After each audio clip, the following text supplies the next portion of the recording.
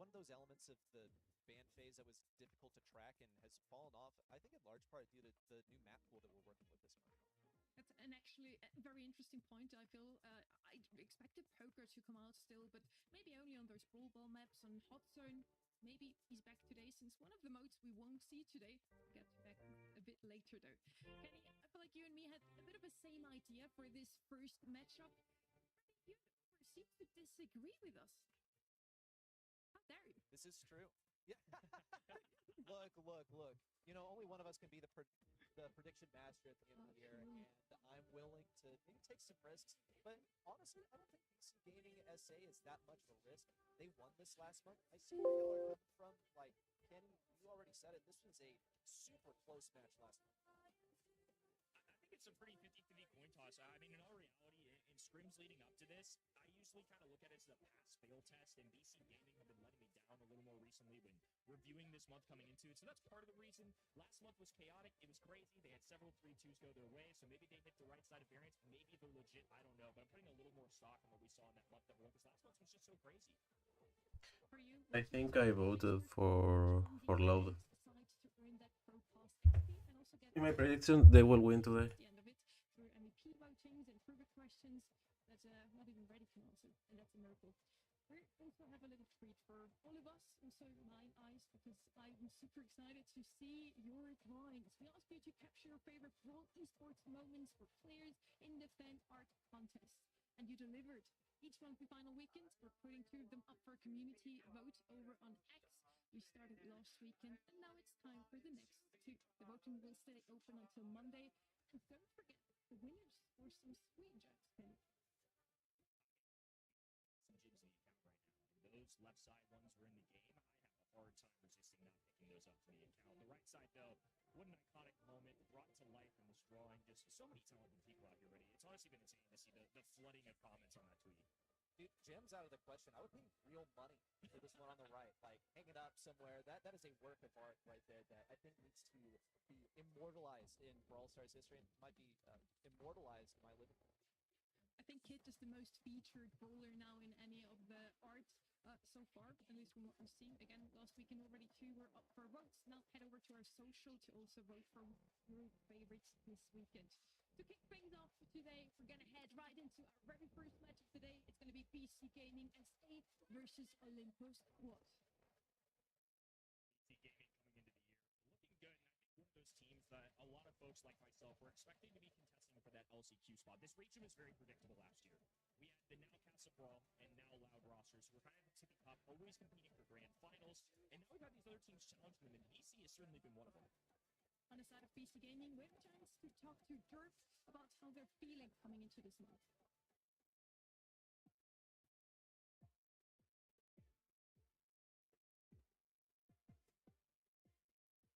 BC Gaming está melhorando o aspecto da separação dos bonecos.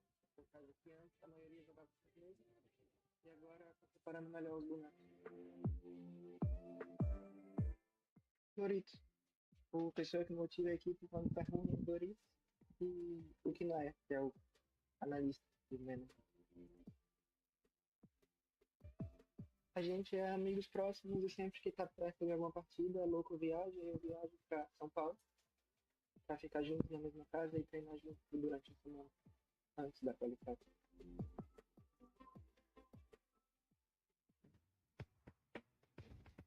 Some interesting insights from him, and our lovely production team has once again prepared for us a checklist. What has to happen in order for BC Gaming to make it into Brawl Cup, Kenny?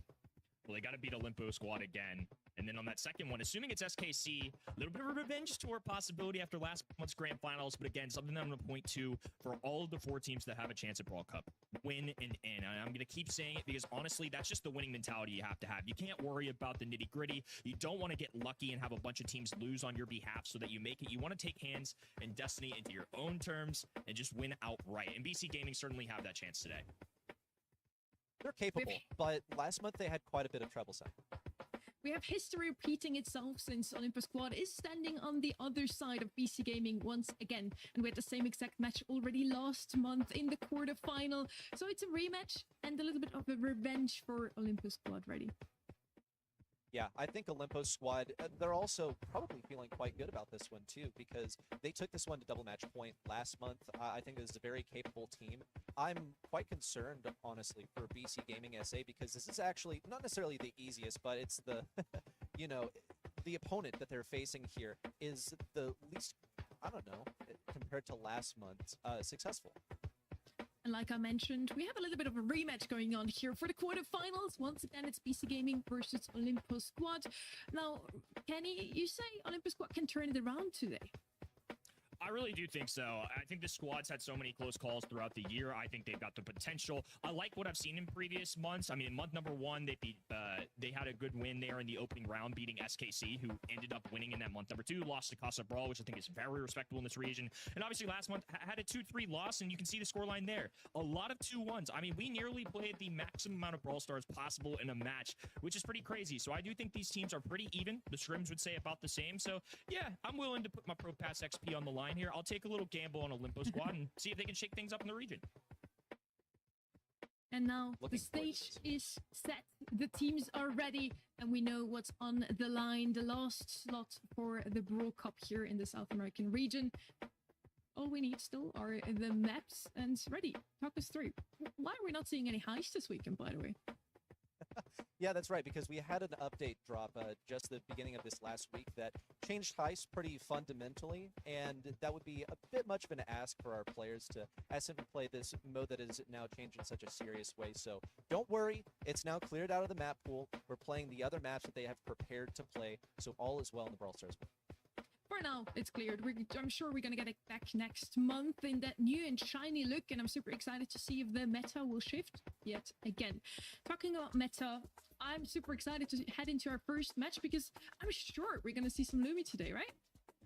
No, you won't. I'd be surprised. That's so sad. I think even in Bounty, it is going to show up. I mean, genuinely, 100% ban rate. Every set we played last weekend, it was banned. Very good brawler, but some other ones on the line too. I do think Carl shows up in the mix a little bit here. Gene could be in the ban stage. Some sharpshooters unfolding. So I do think we have potential to see some crazy ones. Sonny, I'd be surprised if we saw Lumi. It really would. It would shock me. Honestly, I would be shocked too. Not so shocked I am about the predictions from the viewers at home. Most of them are saying BC Gaming is going to take this match today. So Kenny, got to stay strong here. It is pretty much a 50-50, this one, I feel. It was a 3-2 last month. Probably another close match today. Heading into draft now. And I'm super sad, ready. Lumi is, in fact, banned out here. Byron is going to be the first pick from Olimpo Squad. Makes a lot of sense here, as most other long-ranged options are out of the way here, really, with Angelo banned out. Bell, what you could still pick, I guess, is Piper, for example, could be an option. I think Piper's super strong right now, but you also need to be concerned about like that aggression that could be coming out on this map. Something that we've seen on Hideout repeatedly is sending a Byron on the, from our perspective, that's going to be the left. I think it's fine, the new case, but I'm I don't like it. for, like, what they're I'm not doing, this sure. kind of I aggression. have to Buster's play going it to be a more. fantastic option for fending them off, especially with this hypercharge that he pretty much charges for free just by standing next to enemies. You're going to see Buster be a very popular brawler today, and EMEA and EA was something that showed up a ton, and it's mostly due to that hypercharge that you were mentioning it, because he can charge it passively and get that super just by being close to teammates, tank trait, all that jazz. It's just going to be so helpful. Just the stat boost that you get as well, just the raw power from Buster really helps out. That's why you see him so much, especially in things like Knockout, where everybody's only got one life, but it can still work here. Nani's where my brain goes next, though. I think anytime, especially on Shooting Star right now, when I've seen pro players have an opportunity to counter the other sharpshooters, I think you take it. One other brawler, that was the other one I was about to say. Max is on the line here too. I think when I see Piper, especially as popular of a brawler Max is in this region, on this map in particular, doesn't surprise me at all. So we're going to get a nice, well-rounded composition here. Byron, Max, Piper, all some of the more, I would say, higher play rate brawlers here, and Nani just makes a lot of sense as a counter. I think what Olimpo Squad have right now makes a lot of sense as a way to like deal with Piper. That brawler should be having a very tough time in all of this. I was kind of expecting that Piper to struggle already. As soon as you see the Byron, you have to be considering that Max running up the lane. Melody as an assassin. Really bad draft from Olimpo. I would like it. And to Byron as well. Now you're going to have to be lining up those shots in order to even earn your super. You give a Piper, you take Max Nani for give them Melody. Well, It's Max, not one good. thing she specializes in is her evasive maneuvers, denying those shots. They cannot and super play it, but charges, she dodges your shots. the battle of Max versus Sharpshooters. It was something that'll be eternal in Brawl Stars. It's always super entertaining to watch. Step 1 of Brawl Cup for BC Gaming begins here. Match number 1 of the day versus Olimpo Squad, and what was one of our tightest ones of the previous month to start things out. Doritos brought to low HP. Loco grabs a blue star, and for now, everybody will sit comfortably, rest, as Loco is going to try and charge of that passive super we mentioned in the draft stage. Olimpo Squad are looking to find their sort of stronghold here on the right before they launch the offensive. Here comes Wesley looking for the kill on Derp. Sort of a preemptive return to sender fired off. It's not going to get him the kill on the Derp. It's a little comical, honestly, how much Nanny is capable of countering Piper, but you got to have that return to sender ready, and it's going to take him a bit longer to charge that up. For the time being, though, BC Gaming SA are really holding their ground.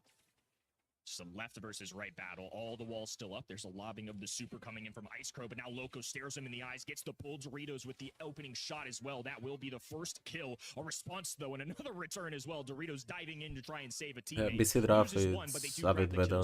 It's not unplayable, but the melody is 1v9 here. That has the adverse effect of Derp is playing so bad, but they win because melody. Isolated. And right now, Olimpo Doesn't Squad, matter. they're sort of separated on this right side. They're still going to try and get some aggression from the top side. They know that they're facing Loco, who has his hypercharge ready to go. He's going to go for the aggression onto Wesley, blocking everything off. Doesn't get the kill, but he did get a bit of movement. In the meantime, a wall is broken open on the left side that disrupts the defense that BC Gaming SA is capable of on the left side.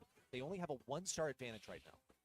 I think Loco really thought they were going to be able to grab that kill, so Nani Peep goes straight into the wall. They open things up, but more importantly, they stay alive and grab a kill for themselves. There's another super coming out. The montage going down right-hand side, which is great in defending against these sharpshooters, but here comes the speed. Coway, left-hand side. Doritos dashing all of the red roster, trying to move in on this team. They need at least 1 kill, and for now, Doritos will disengage. Derp tagged up. Super goes down, avoids Derp, and he will narrowly survive. Doritos won't fall either, so BC Gaming hold on in game number 1. The Pepper is fine, but he's playing really bad Piper. Once that wall was broken open, and maybe that'll be a priority for Nanny in the next round. Like Considering that Nanny is here specifically to deal with the Piper, let's not forget that fact. But the utility of breaking open the wall will allow them to much better deal with this Buster, who pretty much plants himself in the position on the left side and cannot be moved. He's using his health to get that blue start. Didn't look like Olimpo Squad were too focused on getting that damage on him to begin with. Instead, trying to pressure Derp, which unfortunately they just have not succeeded at all. Once again, Loco gonna go right next to Doritos and just try and slowly charge up that super. Having a montage is so next into these projectile brawlers, which some you're gonna commonly see in Bounty and Knockout today. I think this is only just the beginning for him. Derp with a nice little tap. Cowie getting aggressive though, goes for the phase shift, encroaches on Derp's territory, but won't get more than that. So it's still all even in our east-west battle. See Wesley simply looking for his in. If he can get some damage onto Derp, that would be ideal. But it doesn't look like Olimpo Squad are really geared up to deal with any of this aggression from Doritos or Loco, who are simply leveraging the walls right here. Wesley's sort of faced with the decision. Does he break open this wall? What is he going to use his super for? He's in a safe position now, so he can get some damage that way. Doritos is quite low. Looked for the synergy, but couldn't get it off. And Loco had the super ready just in time to keep Doritos safe. But they're not done yet. Here comes the speed. I like competitive BC Gaming SA are in a comfy position. Loco has that hypercharge, but he has yet to earn the super. It's going to be coming online quite soon here, but he might not even need it. Doritos escapes with a kill. I don't mind this melody. The melody is really good here. The gunplay is Nani's best utilities, and it's just not going to happen with the little projectiles there. Not going to be nearly as effective. Buster tag teams with Doritos, and they'll pick up another star. Going to be 5-0. I mean, Olimpo Squad just really haven't gotten the ball rolling in the kill category. What a beautiful reflection, too. Nicely done with the montage there. Olimpo Squad cannot break up this defense from BC Gaming. Derp pops a hyper. He's looking for the tats. He had one, couldn't get a second or a follow-up. So he's going to be missing out on some damage there. Now he's going to have some sort of escape when this final aggression comes in. 10 seconds to go. Doritos has that hyper ready to move. There's 1 kill. Looking for another on Wesley. Denied. Need a kill here. It's only a 2-star separator. 2 seconds to go. Dorito takes it with the spawn invincibility shield. And BC Gaming SA cleanly take away set 1. That was a great heads-up play there with the respawn that you called out. Just being able to defend against the Nani Hypercharge was a good decision to pop the Nani Hypercharge. They had no chance of walking it up there, so just had to go for something. But to your point, overall, definitely disappointed in the Olimpo Squad there. I mean, that game number 2 got a little bit closer, but it never really felt like it left the hands of BC Gaming. Was it really closer though? It was super clean up until like the last 10 seconds maybe. I really feel like BC Gaming had the better comp in this one. They also played it to perfection. And same thing we already saw last month. Honestly, BC Gaming already take the first set in March, and now they do the same again. Last month, it was a bit of a back and forth though. Set number 2 taken by Olimpo, set number 3 taken by BC Gaming, and so forth. So I'm super excited to see how this match will still continue already. There's not a doubt in my mind that Olimpo Squad are a very capable team, right? But BC Gaming, I think they got a reminder of just who exactly they're dealing with. A team that could take them all the way down to the wire in the quarterfinals, and you cannot really sacrifice any possible things like that when you're looking for Brawl Cup at the end of the road. You have to play this one to perfection. You have to play it well, mechanic skills are asked from you, and also draft is a very important factor in the current meta, but overall as well. I do feel like draft maybe makes up like a 60% win condition already, and then you also have to play it pretty well. We did see some teams even win a monthly final, even though they had a worse draft, so I definitely feel like it's possible. Now, for our next map, we're gonna head into Last Stop. A bit of a more pushy map on the lanes. We have Carl come in here very often thanks to the heat ejector gadget. He's so good just to keep that area control. And then for mid, you could still come in with those long-ranged options. Ready? Who would you put as your champ carrier in this map? I'm thinking of something like an 8-bit, right? Now, you have to be aware of some of these other brawlers that are pretty good into him, especially like in the early game. You also got to be wary of things that can come up like the side lane and disrupt your turret. But as long as you have some solid things, I don't think really anything can compete with the ability to go in, pick up a gem, teleport back, damage boost, speed, range, damage. Again, I mean, he just can do so much. We have a Chester's first pick here from the side of BC Gaming. Lumi, once again, banned out. I don't think we have to mention it for the rest of the day, because that's just going to be the case for the rest of the day, I feel. But okay, Chester, a lot of area control. A great option for your lanes here. Probably, yeah, one of the best ones, actually. You have a lot of range, you have a lot of area control. So I do like that pickup now. Olimpo Squad with pick number 2 and 3. Finks is I think this is Finks Vea, probably. We surprisingly You can don't see that do often. Vea here. Yeah, it shows up a handful of times. On Last Stop, it was scrimmed quite a bit. I think That's it's not at the top of that's people's too early list. for Surprisingly, some of 8-bit. these band I stage like ones the are combo going to be with more than things. Chester, probably the most common first. It's pick not on the bad Sam's against map right now, Chester, you just given have all two the tanks. counters, but Anti-tank gets a huge priority, and they're just going to completely can go in a take different direction. Piper We're going to go or for the 8-bit, Bia. which was your mid of choice that you mentioned as one of the great options we could have. But then this Finks, I I don't mean, know. how do you feel about this combo? It's really interesting. Yeah, the combo is one thing. I think that it'll help. The good part is 8-bit when it's you Penny do open, sharpshooter and if battles they where do you can't fall a Lola, you little can do bit short, Penny. like into something like a Piper. Stu is if you're playing fine. 8-bit, you're practically like begging to get I'm not through sure that. if it's good, I think but Finks it's is not just one of the too straight bad. the best brawlers when it comes to, you know, you have a lane that you can use to get to the enemy side, and then you disrupt an enemy sniper at mid. I think he's a phenomenal brawler. Now, if BC Gaming SA decide to not go that route, it's going to be a bit of a different story, but it's not like he's a one-trick pony. He has a bunch of other stuff in his kit. Max. Okay, so Finks is not going to be really doing much against that. So Olimpo Squad might have to shift gears here, because they're going to have an 8-bit mid into a Max that should be dodging quite a lot of those shots. You also have Stu that can flex on in the mid too. Ooh, the Charlie. Charlie, I like the draft for last week, Olimpo. and I guess prefer the Briggs Olimpo still out draft. because we still haven't played through all of our monthly finals yet. But I didn't love it in a lot of the Penny spots is that not players were good, drafting it last but week, and you there's some have regions, especially East Asia, Finks that and really 8-bit. felt like this It's really brawler good with got a them. big jump. So her supercharge rate was tanked, so it goes from 7 shots now 6 shots. For which is a good example, thing. if She got a they buff. But to me, have I feel Stu like it's Max, still you more can't. of a But mid-stop if they brawler, not pick necessarily a hard Lola, counter to a lot of these Lola players. I Janet, wasn't impressed with it. the Had about Penny 33% is win really rate free last weekend, so as last pick. room to grow. Not But not again, play. just the numbers and what I saw with my eyes didn't really line up. So I'm curious to see how this works out for I'm Olimpo not Squad. sure if it's good, Good but shout. I think it's really the dependent matchup on what against lane it ends up facing. that I think Chester is Wesley not was bad at sort all. of hoping that he'd actually be on that Stu lane because the spider's here. I Probably don't gonna think be your it's main Charlie weapon. too. And that's a pretty spammable gadget. You're able to soak up a bunch of the shots from Stu. Not going to do much into this Chester, though you are competing at similar range. As long as For Wesley me, can it hold was this lane, Bia. he's pretty Bia much side, winning, because it's it's really just all way about protect the better. president over here. Let Kawe do his thing. Loco's already got 5 gyms though. It's still This is a great fine. start for BC Gaming. They also have pretty much full control over this right side. Wesley now dominating the left-hand end, and with the Spiderlings, is going to do great into a lot of single-shot brawlers, which is where I see players use it. So brawlers like Stu, who technically not a single shot, but obviously a low amount of damage output into those Spiderlings, the Bee, Piper, any of those kinds of brawlers, kind of what we're looking for, chat. Derp now trying to take control of this right side. Ice Crow with a nice gadget to keep himself alive for only a moment longer. And Loco's reduced to low health, not an issue. The Jawbreaker out from Doritos. But thankfully, Kawe came to just in time to gadget back to his teleport. We'll see Ice Crow taken down on the right side by Doritos. Doritos is cracking on Chester. It's really cracking.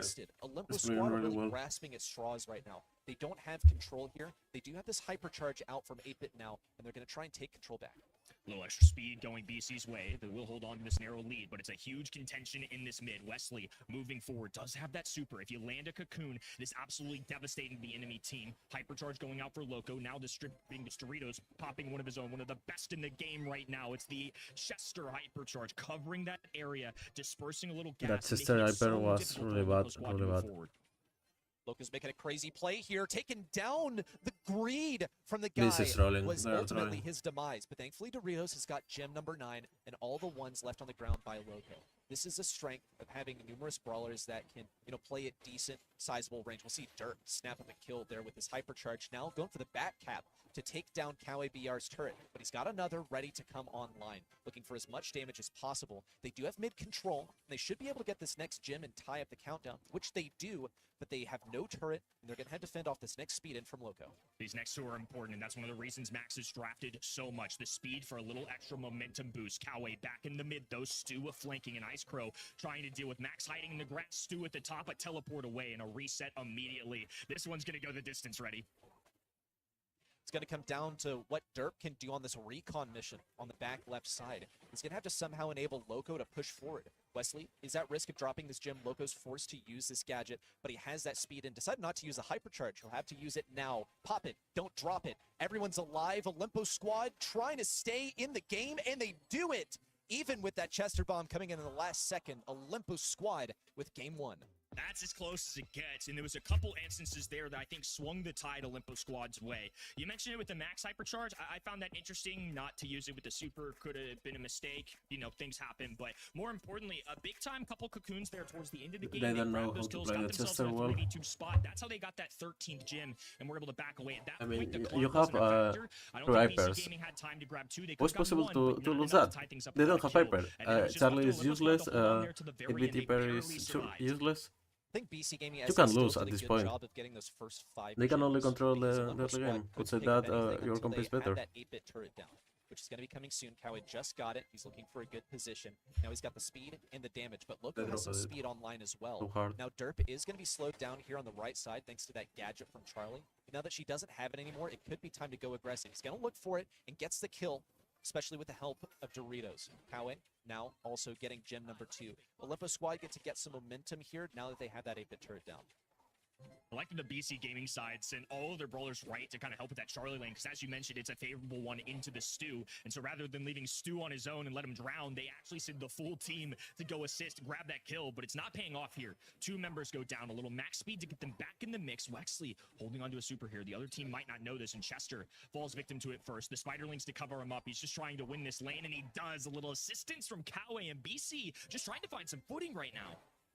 They cannot seem to find that once again, but Derp gets an aggro play on the right side and an elimination on Wesley. Now looking for the flank on a Kawe, but falls short on those shots, especially due to the Olimpo lane range swap of the was shot versus 8-Bit. really good. We'll see Loco also reduced to low health. Gonna have to play quite defensively versus They Ice need to Crow play here. the He's gonna pop Chester gadget, versus come the back with Charlie. even more ammunition to fire away. If you win BC the Finks back into lane, this right it's over corner. They have no for control over this left side. A for missed BC. hypercharge on the right from Wesley, but he's still going to keep control with a kill on a Derp. And Olimpo You Squad need now to are going to use get gem number the 10 Finks and a lane. countdown active. It's not Doritos ran the risk. There's He no jumped game. the launch pad and had That's the done. stun ready to go, but missed it. Now he falls to 145 HP. Not a good Kawe draft. in the mid, even repping a pin, feeling confident right now. No Max super in sight, no Stu super in sight. Doritos with This is 2 lagging. low of HP to get to the other end. Olimpo Squad queen up in game number 2, and now take us to 3 with the tie.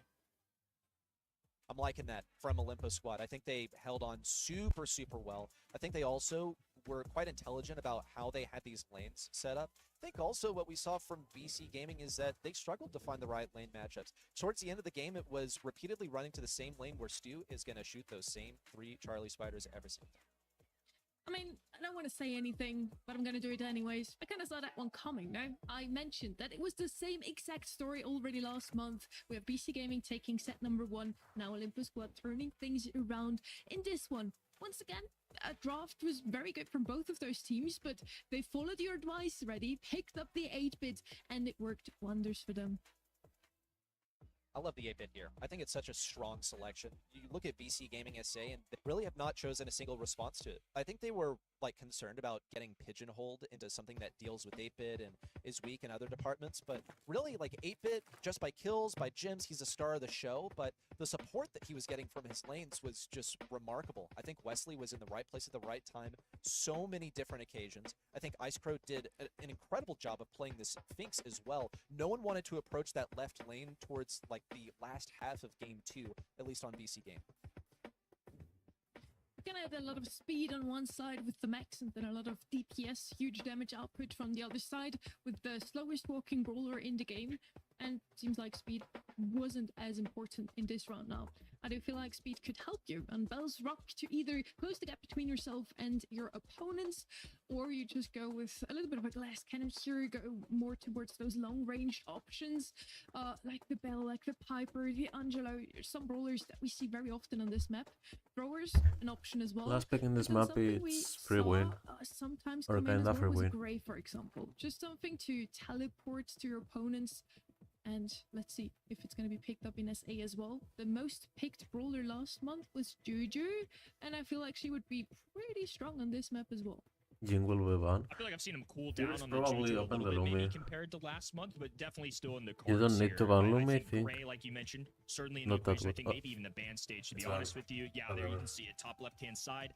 Ollie on the right was one that was standing out to me. If that escapes the ban stage, I think it's a serious contender. Really good I'm bans curious from to see what happens ABC. if Hank is the top brawler choice here. I've seen him first pick quite a bit in other regions. I think the kind of sentiment on him is a little divided depending on what teams you ask. I like the that. first pick. But in EMEA, it seemed to pull through a lot. In EA, it pulled through I a lot. like But it. right here, they're going to go with all reliable. It's going to be Sharpshooter Angelo, which I'm never going to be too upset with. I like Angelo. Probably you Angelo, don't he's able have to shoot other the walls good if first he pick needs, he's able to options. jump away if he needs. It's With quite the Jim flexible ban depending on- on what you end up facing, and he just pumps out so much damage in those individual shots. It is quite a skill-dependent brawler though, because you don't get to fire off that many in quick succession. Really, you don't get to fire off any in quick succession. So you got to make each one count. How's Olimpo Squad going to respond to this long-range brawler? How about we construct a big wall? Okay.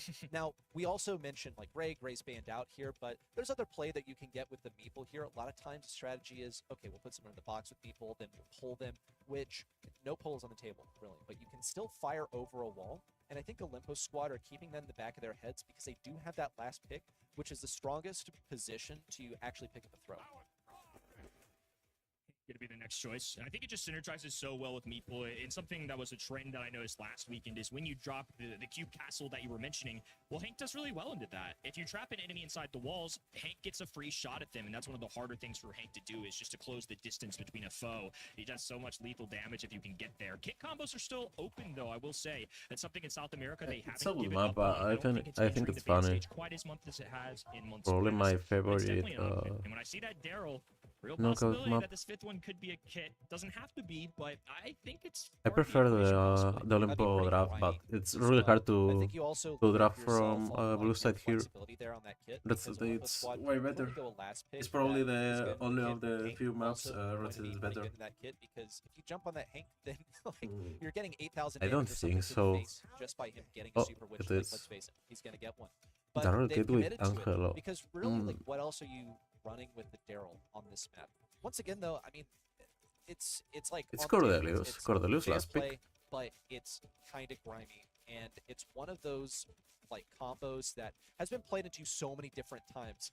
Judging by the expression on IceCrow's face, though, I don't know if he's particularly Cordelius, Bell. It's hard for a pro player to Buster. love I seeing don't that like on the other end. Buster. Buster, okay. Well, this is interesting. you pick because Buster? Daryl obviously is a shotgun brawler up close, can do solid, but I think when you're looking at the left-hand side and you see a really, really passive strategy, you know, Kit's going to be sitting around, Daryl's just going to be It's waiting to get a for super. They're make kinda it mousing it, no? I mean, they're going to go Buster on this right-hand end. I feel like you either 3v2, get hyper-aggressive and stop them before they get to train rolling, you're not sure or if you it's just do the good. same thing, wait till the end game, you hope your brawlers are a little bit better. They've got Angelo on that left-hand side that's got the decent long range. They got the Meatball Hank who can press the walls. This is going to be really interesting to see how this goes It's down, not bad especially if you once the early games. have two snipers or Meatball Bell, Meatball Goose, something like that. I don't think we'll be seeing any. You can go invis Buster, but Doritos. with Already, Hank, BC Gaming SA totaling Meatball, up in this back push.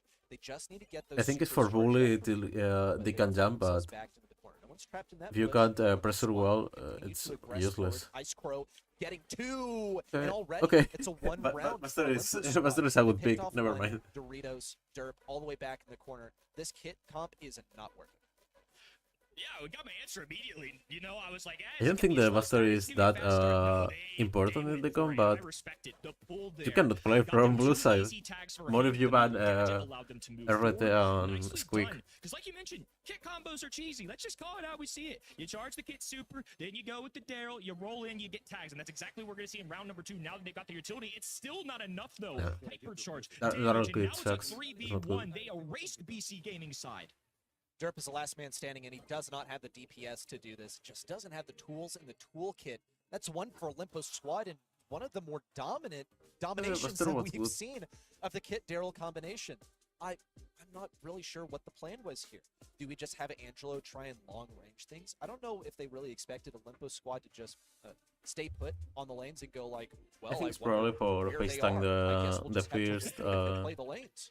Daryl combo. It's really Because interesting the to see if they gadget can is aggress again. I think good BC Gaming with, have to change things up here. No, Hank. it just was so unsuccessful in that opening game, so they need some halftime adjustments.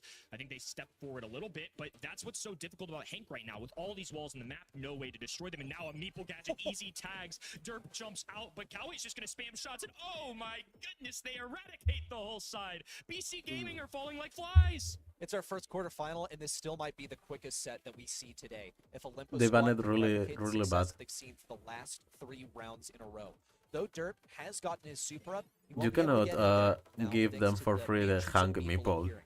Ability to shoot through walls now coming online. We'll see Loco and Doritos coming in. Wesley falls down. If you Goes want to Ice first Crow, pick and it's just Angelo, Cowie still don't alive. ban He RT. does have the super. He's gonna Let use them it to get pick. some health back.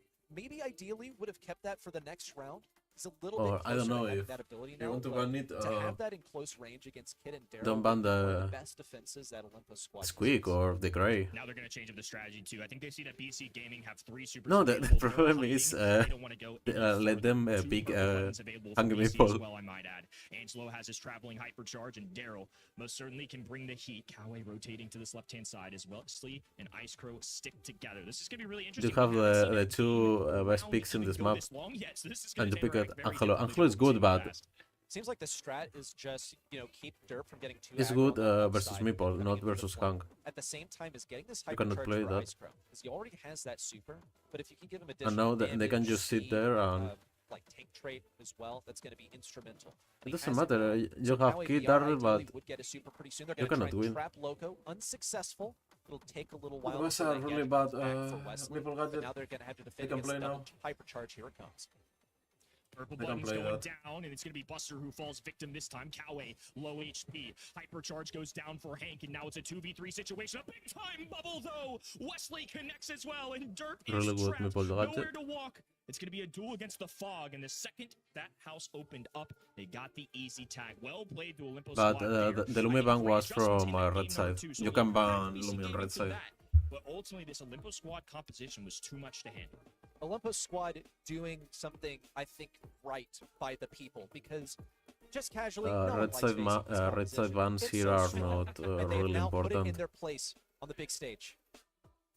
And you banned Lumi No, because they're not you really want to following the pick script anymore. Meeple Last Hank. month we had a back and Lumi forth. is good Again, there. set 1 taken by one side, set 2 by the other, set 1 again by BC Gaming. Now it's 2-1, but it's for Olimpo Squad. So Kenny, our predictions are shaping up to look pretty good, a bit better than the viewers. Just putting it out there. A little reminder here as well for BC Gaming, they need to make it at least into the final today for the Brawl Cup. They still have a shot at that ticket. other than Olimpo Squad. They can't make it to Brawl Cup. Their aim is just to make it into the top 4 on the leaderboard. And it looks like You need to can do first that pick today. the meeple Category or is a run it. tough site here. And you could feel it Meeple is not throughout the whole good time, in blue especially in side. game number one.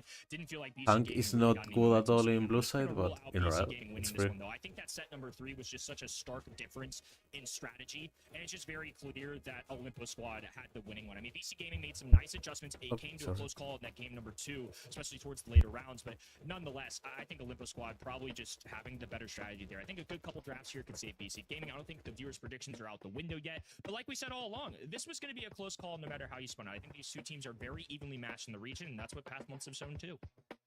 Freddie, what's your feeling about this? Do you feel like we're going to see set 5 today? Here in the 3-1 series? I think that we probably will see set 5. I'm a little surprised by BC Gaming SA having this much trouble. I mean, we knew that it could be a close series coming in, but to get 2-0'd both times in a row, I mean, a 2-0, that is indicative of an outdraft. And I think they outdrafted themselves by going something that didn't really allow them to express their skill. More just like hoping that this kit Daryl works. Now it's time for Ring of Fire, where you're not presented with such opportunities to go like this pre-packaged win that was the kit Daryl. We're heading into set number 3 here. 3 now. It could be already the last one if Olimpo Squad closes it out here, or BC Gaming can push it one more set. We could see all 5 sets from those two teams, which is kind of what we expected. This to be a very close one. Heading into Ring of Fire now, and again, last month, Juju and Bell have been the most picked up brawlers from South America region. From EMEA, we saw a lot of Max on this map. We saw a lot of Hank come out. I don't know if we're going to see the same thing here from SA as well. Finks, Poker, I love this map. Banned out. 3 brawlers that we don't see too often, honestly. You can play Boy, you can play Via, you can play... As well. I think this is some good homework being done by Olimpo Squad. 3 controls. In these scrims and practice Please, don't pick healers. I don't want healers. Just a common one in the general meta, in the general SA region. But okay, S2 is fine. Let's have a first pick. Those minds, though. Pro players have really warmed up to the idea of Bo, which surprised me a little bit because last month he showed up maybe a smidge, but definitely a higher Their play piece rate good this month. and Definitely they've been entertaining the idea of him a little bit more, and I'm sure a large part of that's due to that hypercharged Juju that you mentioned is a bannable brawler in this map in this region. Bell, Byron, a couple other like range Hot Zone mates, I too, would but say that could show up here the map too, is so still plenty different, of options I for both think. teams. It's quite interesting that we haven't seen Lou banned, and BC Gaming SA have decided to... I'm not sure if it's this good after the nerfs. Willing to go the Lou I like the ball. The counter of Stu was on the table. So it's quite intelligent from them. Olimpo Squad now have to gear up for how they're going to deal with something like a Lou. And BC Gaming SA could decide, wait, we're like not going to go that direction at all. So at least Olimpo do have that last pick to deal with it. Bo is a pretty strong really option good right now. He has great damage, has that hypercharge, more mines on the field. Can a lot of times be thwarted just by good team comms. Like no one's going to be getting caught off guard. But having 5 mines to disarm instead of 3 does impede your progress in the mid in the same way that something like a Bell Trap would. Bell traps are certainly nice in this map. Olive, you are with the hypercharge. Get used to Buster, folks. I think it's just going to be the norm that we get, especially in now that we've had a weekend's worth of progress. The SA teams, the NA teams can kind of adjust. See on hypercharge, you don't have the nerf, but worked. I think for Bo too, just the ability to have multiple sets of mines it's down still a big nerf. It's a really big nerf. I think a big reason why he's going to start 20%. more and more. It's the hypercharge stat boost, sure, but other than that, I mean, just having a stack of 5 mines, a stack of 3 mines at the same time to do that hypercharge can certainly work out. Hank finally showing up here. Took him a little bit, but I don't mind this Hank matchup into Buster in particular. I think Hank's just in a solid spot right now. Don't mind this at all. Get yourself a little beefy, a little extra HP. I think that's certainly an underrated feature of compositions in Brawl Stars. Yeah. Here comes the B to prevent that counter for BC Gaming SA. And keep in mind, BC Gaming SA have decided not to go for the loot. So I'm not sure it's who is not winning really on the the table for Olimpo Squad. They pick. didn't want to run it. They didn't want to waste a ban on it either. So I think they've executed this quite well. But that B is going to have trouble like actually getting on that point. So they're probably going to double stack the mid and have Stu be that guy that actually gets the points and gets that percentage on the board. That's a good draft from both sides. A lot of times you would not see this run on this map, but I guess the mentality is, well, we're going to anchor ourselves on the point with the Buster and the 8-bit. I think I prefer the Olimpo draft, but already does that's so close. much damage. Now he's going to do even more. But the 8-bit is going to be pretty much their only way of dealing with this B, which worries me just a little.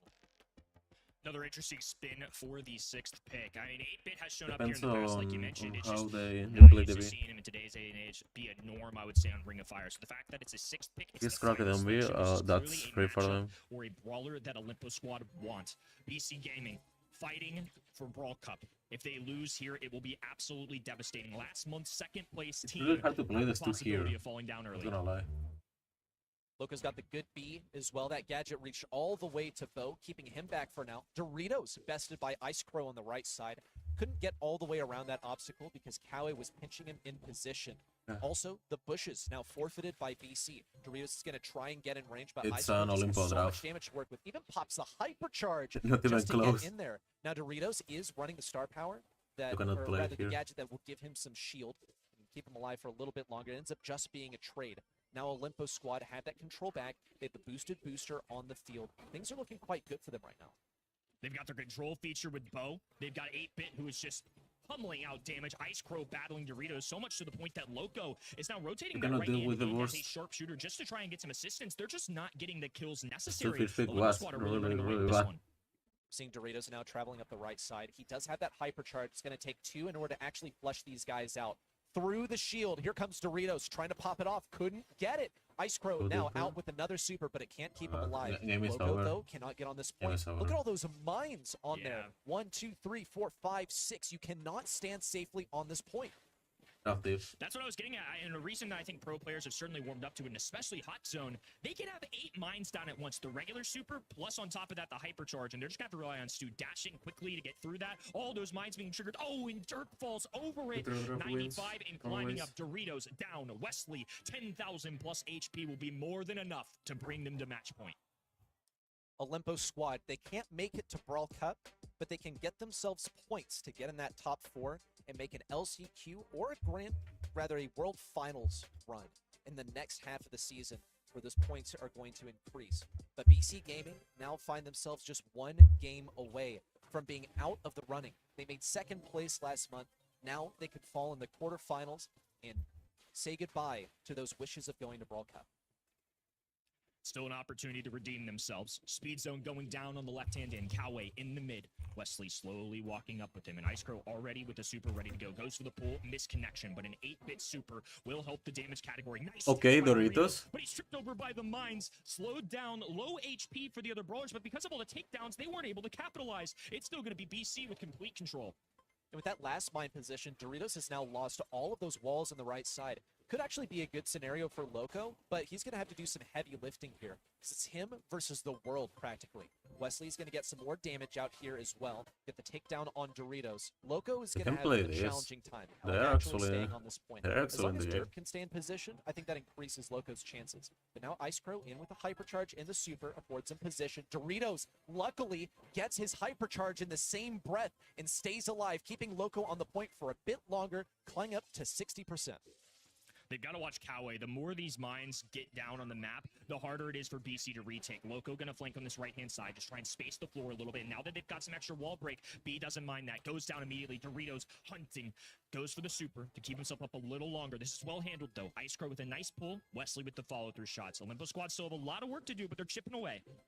Ice Crow staying close to Wesley because he needs this super if he plans on defending against Loco. Here comes the hypercharge once again. He's had so many this set so far, but the They slow cannot play is out. lane. Ice Crow really just begging to be taken down by the 4KB. Loco now out with another gadget to keep Wesley on the back foot. Wesley does survive, but Derp continues to flank from the left. We're counting up to 90% now. Just a bit more survival for BC Gaming SA. Will continue this match point. 7% is what they need, and Derp is on a tear. He's got the hypercharge of the super to wipe out the entire team and keep BC Gaming SA's dreams alive. Such a close set. Really great adjustments from BC Gaming. I think the early game was a big difference maker. They didn't get taken over off the rip. Because the second we saw stacks of bow mines on top of that hot zone, it was just so hard to step on That it. was You a can't dip your good, pinky toes in because you're going to trigger a play. mine. And then it takes Not time lie. to trigger all 8 mines. That's a lot to deal with. They open up that right-hand side as well. B got some good flanks in there. Doritos was just a pop-off. The brawler. I draft feel like in that is game number one, actually it was not really, nearly as really useful as bad he was in for that BC. second. So really well played. BC Gaming certainly still in this. They are playing it. Wall break on that right little corner of walls, I think, was one of the bigger errors that Olimpo Squad made in that last They need game. to break Number the 2 was not being able to flush right Dirk out side that left wall side, and he's already again. forced If to not, take they his are right doomed. side to sort of create some room for That lane Doritos swap to now flank it's from the left. it's big. They're not going to be wasting any opportunities here. Loco also lane popping swap. the gadget as soon as If it's they can on break. just out of range of CaminoABR, unfortunately. But he has a position on the point. Things are going to be equalized. And this last mine also threatens to open up the wall on the right side. It's going to be a bit tougher for Doritos and Dirk to play it. I don't think they really know where that last mine is. Okay, yeah, they had to search for it a little bit. But Loco is now going to have a heyday with this upper right-hand corner point. Ice Crow popping a hypercharge just to progress up the map. Wait, Wesley Doritos? creeping on this right-hand Let's side. try it. Derp skating back and forth. Will survive. The speed zone being there to assist as well. And once again, we're seeing a runaway by BC Gaming. They are entering the They're lane well a segment. 40% at this point. Difference from BC Gaming. There's another mine being triggered. Loco maneuvering this so well. It's hard to juggle 3 pro players as it is. Now let's throw in the mix a bunch of mines by your feet. They are These pro entering. players are doing such a good job at handling this. I don't Once like again, with these how walls they are broken playing open, this. it's made things so difficult for Olimpo Squad. That's 2 down and just Kawe left.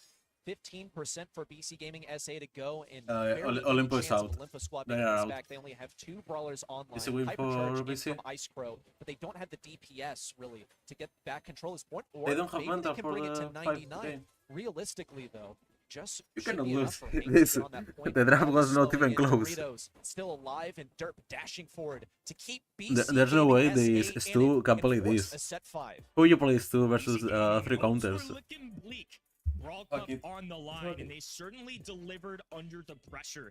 And now we get a set 5, and I know opinions have been different, I would say, across the casting desk here today, with the people's opinions at home, but I really did feel like this one was going to come down to set 5, even in the midst of what looked like a great set 3 for them. Now we've bounced back, and we get the matchup that I think I've counted on being a 50-50 coin toss before this started. We'll have to see if BC Gaming can keep their hopes alive, make a semifinals, and maybe a miraculous run of the Brawl Cup, or if Olimpo Squad are going to play spoiler. At least the predictions from the caster desk were split in half. And in this one, I really felt like Olimpo Squad had it. BC Gaming turning things around. It was pretty surprising to me. Buster was always there to bring them back if they ever do get pushed out of the zone at the side of Olimpo Squad. The damage output from 8-bit, the complete control of the zone with Bo.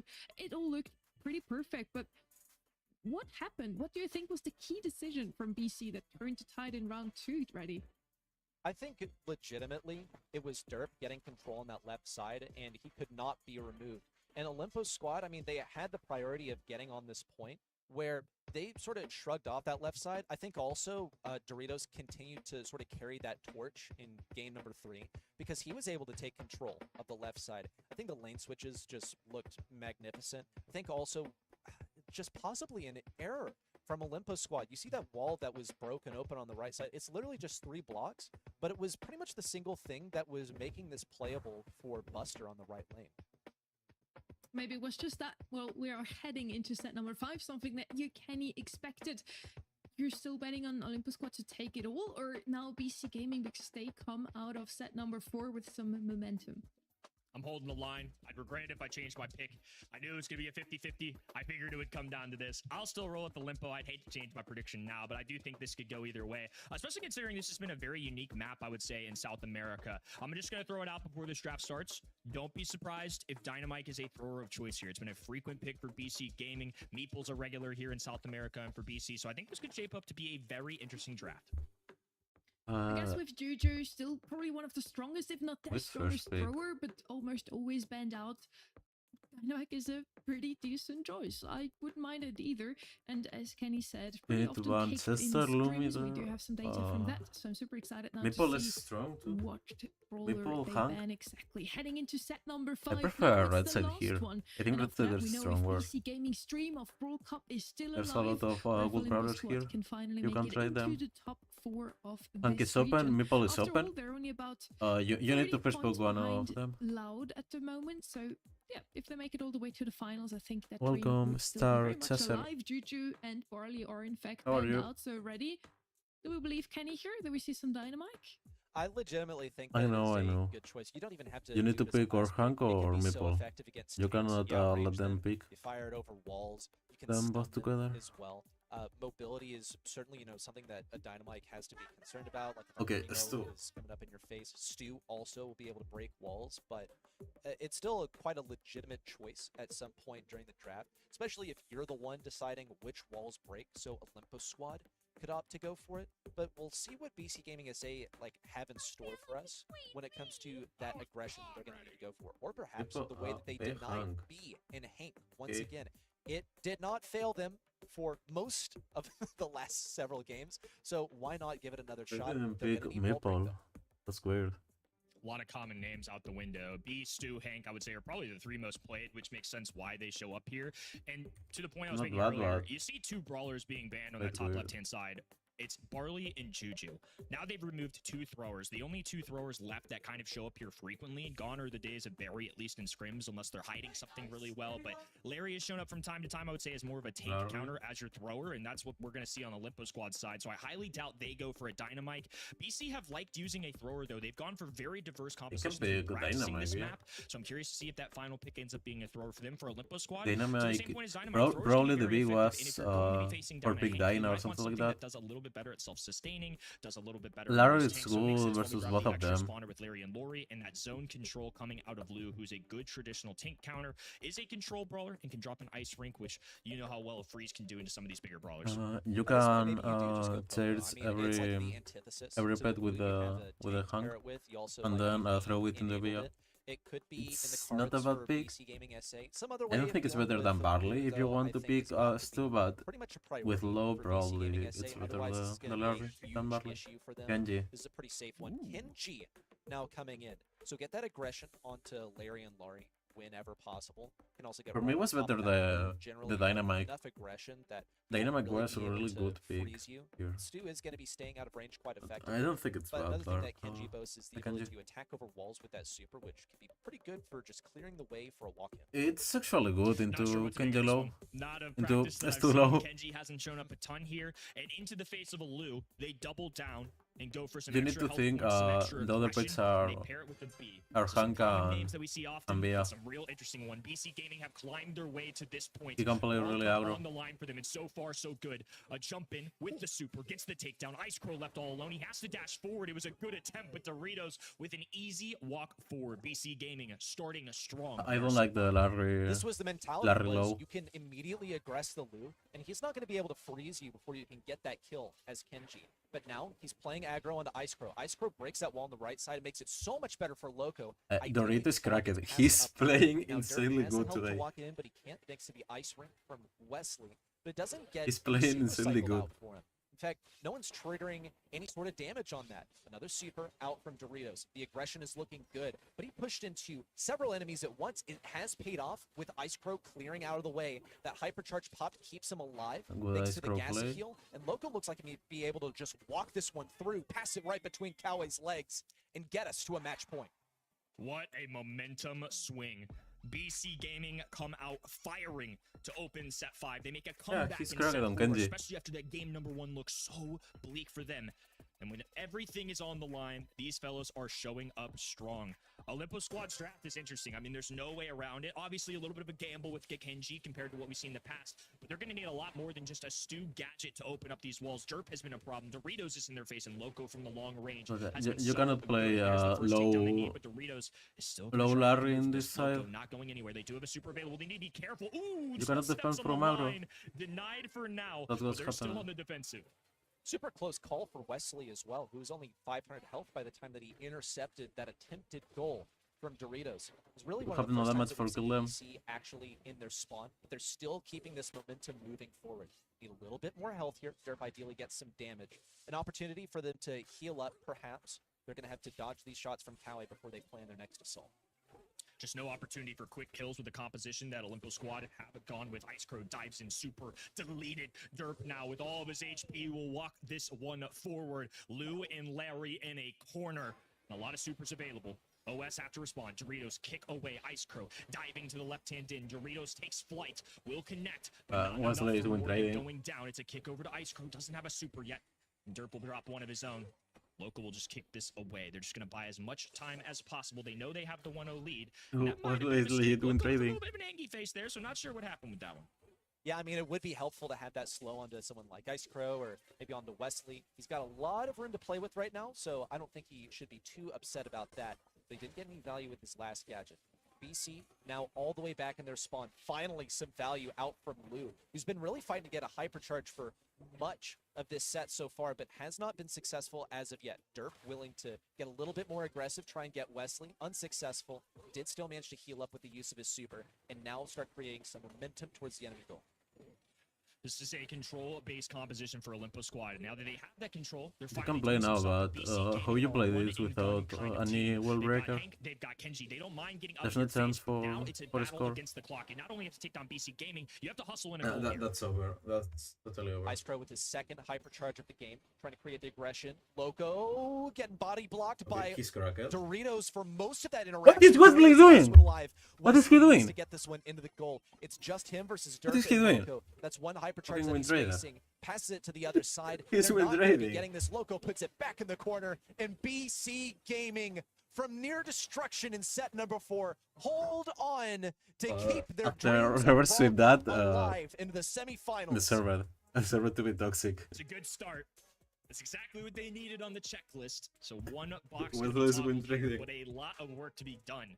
It was a shaky one. I mean, there were some sets where things went really well, but most importantly, set 5 went their way, and that's all you can ask for from a team when it matters most. With all the pressure in the world, sometimes it just takes one set to be the difference maker. They weren't perfect in the draft stage, but they were perfect when they needed to be. Yeah, they really had to turn things around here, and they did so after such hard-fought, close sets. Set number 5 seems to be a bit more. But if we're looking at last month, as far as their performance then, I mean, they made it to the grand finals where they were taken down and wound up with second place. But even to get there, they had to absolutely battle through a semifinals. So if last month is anything to judge by, we're only really just getting started in terms of BC Gaming SA. They got a tough road ahead of them. Maybe that's what they feel most comfortable with. Last month, every single of their matches was a 3-2, and they took it in the end, apart from the finals. Maybe today they are winning. Ice Crow it was all. solo winning them. Give us a surprise after what we've just seen against Olimpo Squad. And there, as you outside mentioned, the paper game, just he was looking at playing scoring, well Olimpo too. Squad should have won that one. So what you said pretty I much don't like the other describes 3 it players. perfectly. They win when it matters. Yeah, and I mean, in fairness too, I think both of these teams didn't come into this month scrim-wise at the best spot. I do think Olimpo Squad were a tad ahead of them. BC Gaming just weren't super impressive to me, so I took a stab at it, called my shot, but ultimately Olimpo Squad went down again. I still think they're a very good team, but I think this just kind of unfortunately hammers home the point that they're not quite in that top 4. It seems like there's a top 4 for now, unless we get some shakeups later down the line, and then there's everybody else. So unfortunately, they're just everybody else right now. I think We we've have seen some pretty 7 good matches for you development. today. Sorry, ready. We have 7 matches for you today on the line. In the end, we only have 1 out of the way so far. So, ready, please talk us through the bracket. We have BC Gaming SA onto the semifinals to try and battle their way to another grand final in a row. But likely, the opponent they will be meeting there is SK Kalalas SA, which will be our next quarterfinal coming up. Those are our last month's champions and the ones who actually took down BC Gaming SA in that grand final. So that will be an interesting matchup to see once again. They were the best ones in its Kenny, now without cheating, who do you think was the MVP for this match? Without looking. I won't cheat. I will be man my word. They always try and give us a heads up when they can. I feel like it might be Derp. I think it might be Derp this time. I do feel like all these players played pretty evenly. I don't know if there were too many instances where a player stirred out. All right, Doritos. I got no qualms with that. You know, there was not really one player for me. It's at least. Caster saying maybe Derp. maybe No, Doritos was the obvious choice. he's not to the shine MVP. everybody else. I feel like everybody Close. kind of did the role. Yeah, I think this was pretty excellent aggression that we saw from Derp throughout the game. He played well, popped but the not scoreboard that there good. as Piper at first, and then also we saw him playing an excellent support role. I think Doritos really stole the show in that last set. I'm not gonna lie. I think he was put on the most aggro brawler, really the biggest game changer there. The flashy brawlers are usually the ones to receive MVP, I feel, but every single person within a squad is important. Now, match number 1 is out of the way. We still have a bunch of them to go. The next one is going to be Zarita Gang versus SK Kalalas. I would stay tuned for that. You should stay tuned for that. And tune in again after the break. For me, this will be for Kalalas.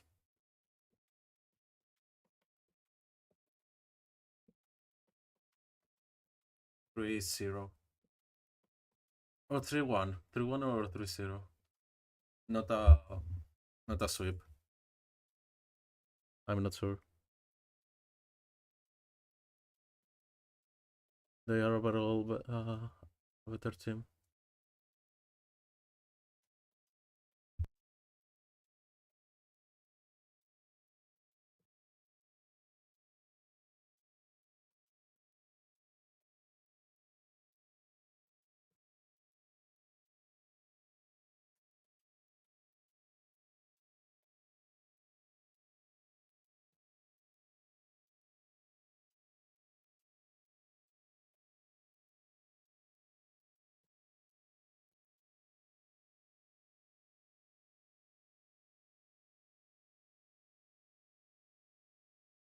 Regions from across the globe are sending their best champions to prove to us, once and for all,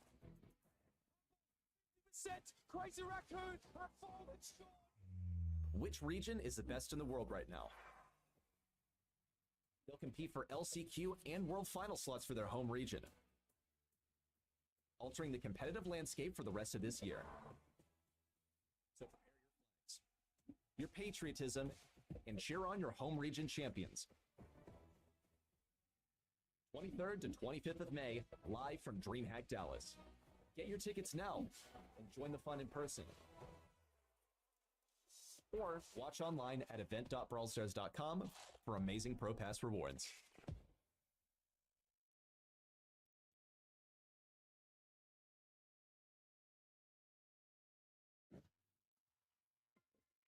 We're back and we're bringing on a new face to the show today. It's Uber. No one other than you, of course. Sadly, we have to say goodbye to Kenny. Are you happy that you're replacing him, Uber? Sure. Yeah. I mean, it means I get to do some yapping and get involved in the show. But you know, I would not say, as a rule, I'm glad to bench someone for me. But I need to sink my teeth into some of these SA games because that last one was a banger. That's what I thought. And I hope you got your tickets for the Brawl Cup already, Uber, since you can now also get some sweet add-ons. It's available with every purchase of a DreamHack ticket. Grab yours and score a goodie bag with exclusive merch, socks, a pop socket, a keychain, and stickers ready. I've not seen that shade thing yet, by the way. Like, the skin, is that something that's coming to the game? I hope so. Possibly a teaser of what's going to happen. You guys think that we're in the know, but we genuinely have no clue. I'm excited for that reason. And I'm excited not only for the little add-on for the World Cup, but also for our next match. Everything's still on the line between Zarita Gang versus SK Kalalas. One of those two can still make it to World Cup, Uber. Yeah, I mean, and again, for SK Kalalas, it's all on the line today, and they get a reasonably friendly start in this monthly final. They actually played up against Zarita Gang last month in that first round, and they looked pretty comfortable. So I think if you're, eyeing off the rest of the competition and also looking at the other side of the bracket that features both Loud and Castle Brawl, you're feeling decent about this. You know you've got a good chance of making this semifinals, provided you hit the ground running here. We were really impressed with this SK Kalalas team last month. I think they've really got the quality, and they take a 3-1 win over BC Gaming. And honestly, the sets that they won, they were really pretty solid. Like, they didn't drop any rounds in the sets they won. They're all 2-0. So pretty impressed by what this team has on offer. And I'm definitely expecting, Reddy, you might correct me if I'm wrong, but I'm expecting them to be a real force to be reckoned with, even with some of those household names looming on the other side of the bracket. Absolutely. SK Kalalas, I mean, after last month's finish, they should be, feeling pretty good about this. They're looking fantastic. They slipped a little bit in those qualifiers. They had to qualify through the lower bracket because they lost to Alpha 7. But when it comes to Zarita Gang as well, they're also coming in on their best performance in a qualifier to date. They got a win over Casa, and they have not made it out of the qualifiers in previous months. So if there would be any place to start it, it would be now with the win over SK Kalalas, last month's champions. So Zarita again coming in through the upper bracket of the monthly qualifier. I think Kalalas is stronger team It right should now. be the other way around, just looking at the leaderboard, honestly. Now, speaking about SK Kalalas, we have a very different monthly final result from them in February than in March. And the difference, possibly, is Christian here, Uber. Yeah, look, I do think so. This guy's 19 years old, but don't let that put you off. The guy really is quite a force to be reckoned with. Last year, you might remember, actually, it was back in 2023 even, he was on Reconic Esports SA. That team had a really nice run, within their home region. And last month, this guy feels like he made, this guy's a difference maker when he's in the team, is what I'm sort of getting at here. These results, pretty impressive. Zariti Gang, BrawlStarsBrawl, and BC Gaming all falling to this guy's hand, expecting another strong showing. We wanted to give him a little bit of a shout out today. We also wanted to talk to him directly.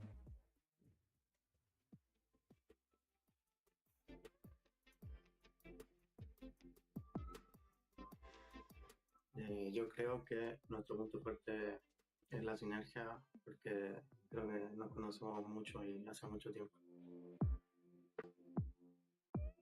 La cosa que estamos mejorando ahora como equipo, creo que es la comunicación, que a veces en los entrenamientos no hablamos mucho, pero la estamos mejorando de a poco. Creo que pudimos ganar la última mensual porque, bueno, primero ahora estamos en Brasil, entonces jugamos en las mismas condiciones que los demás y creo que nos adaptamos mejor al meta que los demás equipos.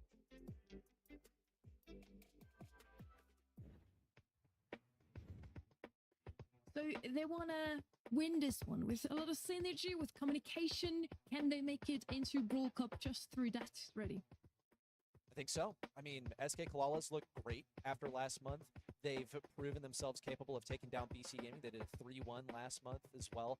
They're coming in with a lot of momentum. I think really the biggest struggle for them is going to be dealing with Casa and Loud in the grand finals. Should, of course, they make it there, because Casa and Loud, I think they sort of have a chip on their shoulder as they fight through that lower half of the bracket. Well, we'll see if they can make it to the grand finals once again, if they win their second monthly final in a row, or if it's maybe Zariti again. They're sitting on the 7th spot at the moment. They certainly want to move up the leaderboard a little bit further.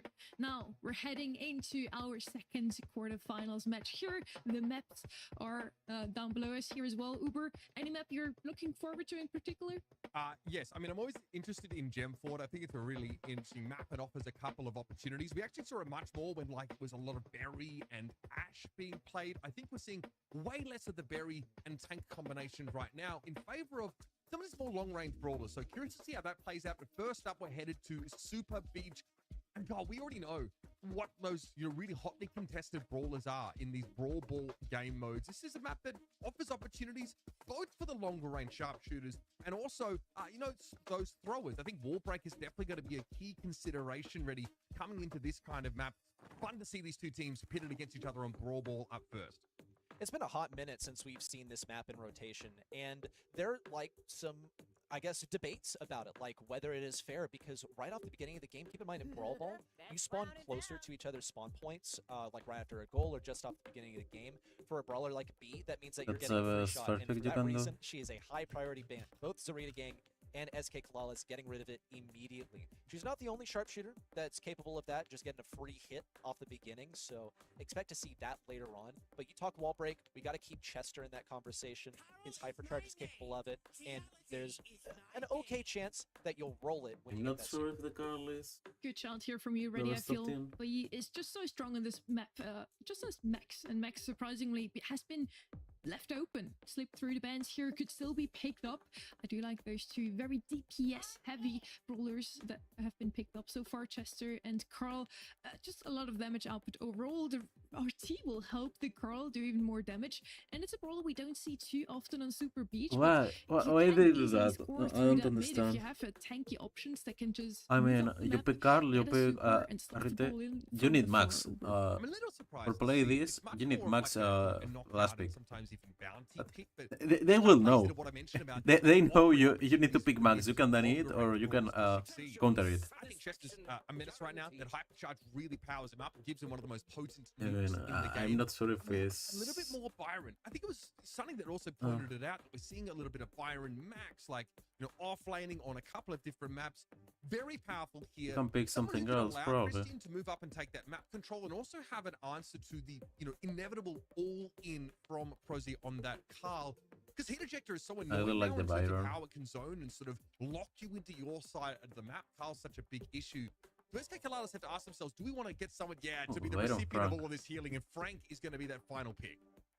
Okay, now Zarita Gang have to have some kind That's of counter a good for this, draft, but keep in mind this I Frank is think. going to be healed up repeatedly. So honestly, Good in last one of pick. these situations, I mean, do you like Clancy or something? What is going to be strong on a lane that can get tons and tons Rico. of damage out Rico's on not a bad. tank that is continuously receiving healing? I You also want like to keep it. your options open because this map is going to be quite open. If you ask me, Frank is going to be breaking some walls. So is Chester. I Dynamite. don't see any wall break for Zarita Gang. That is how you do it. Dynamite is one of the biggest counters to Frank Okay. in the entire game. It was A lot the of times, you'll see South Frank America also bring the gadget that draft. lets him suck I opponents guess. in rather than Yeah. be immune to stuns, which makes him extra vulnerable to Dynamite.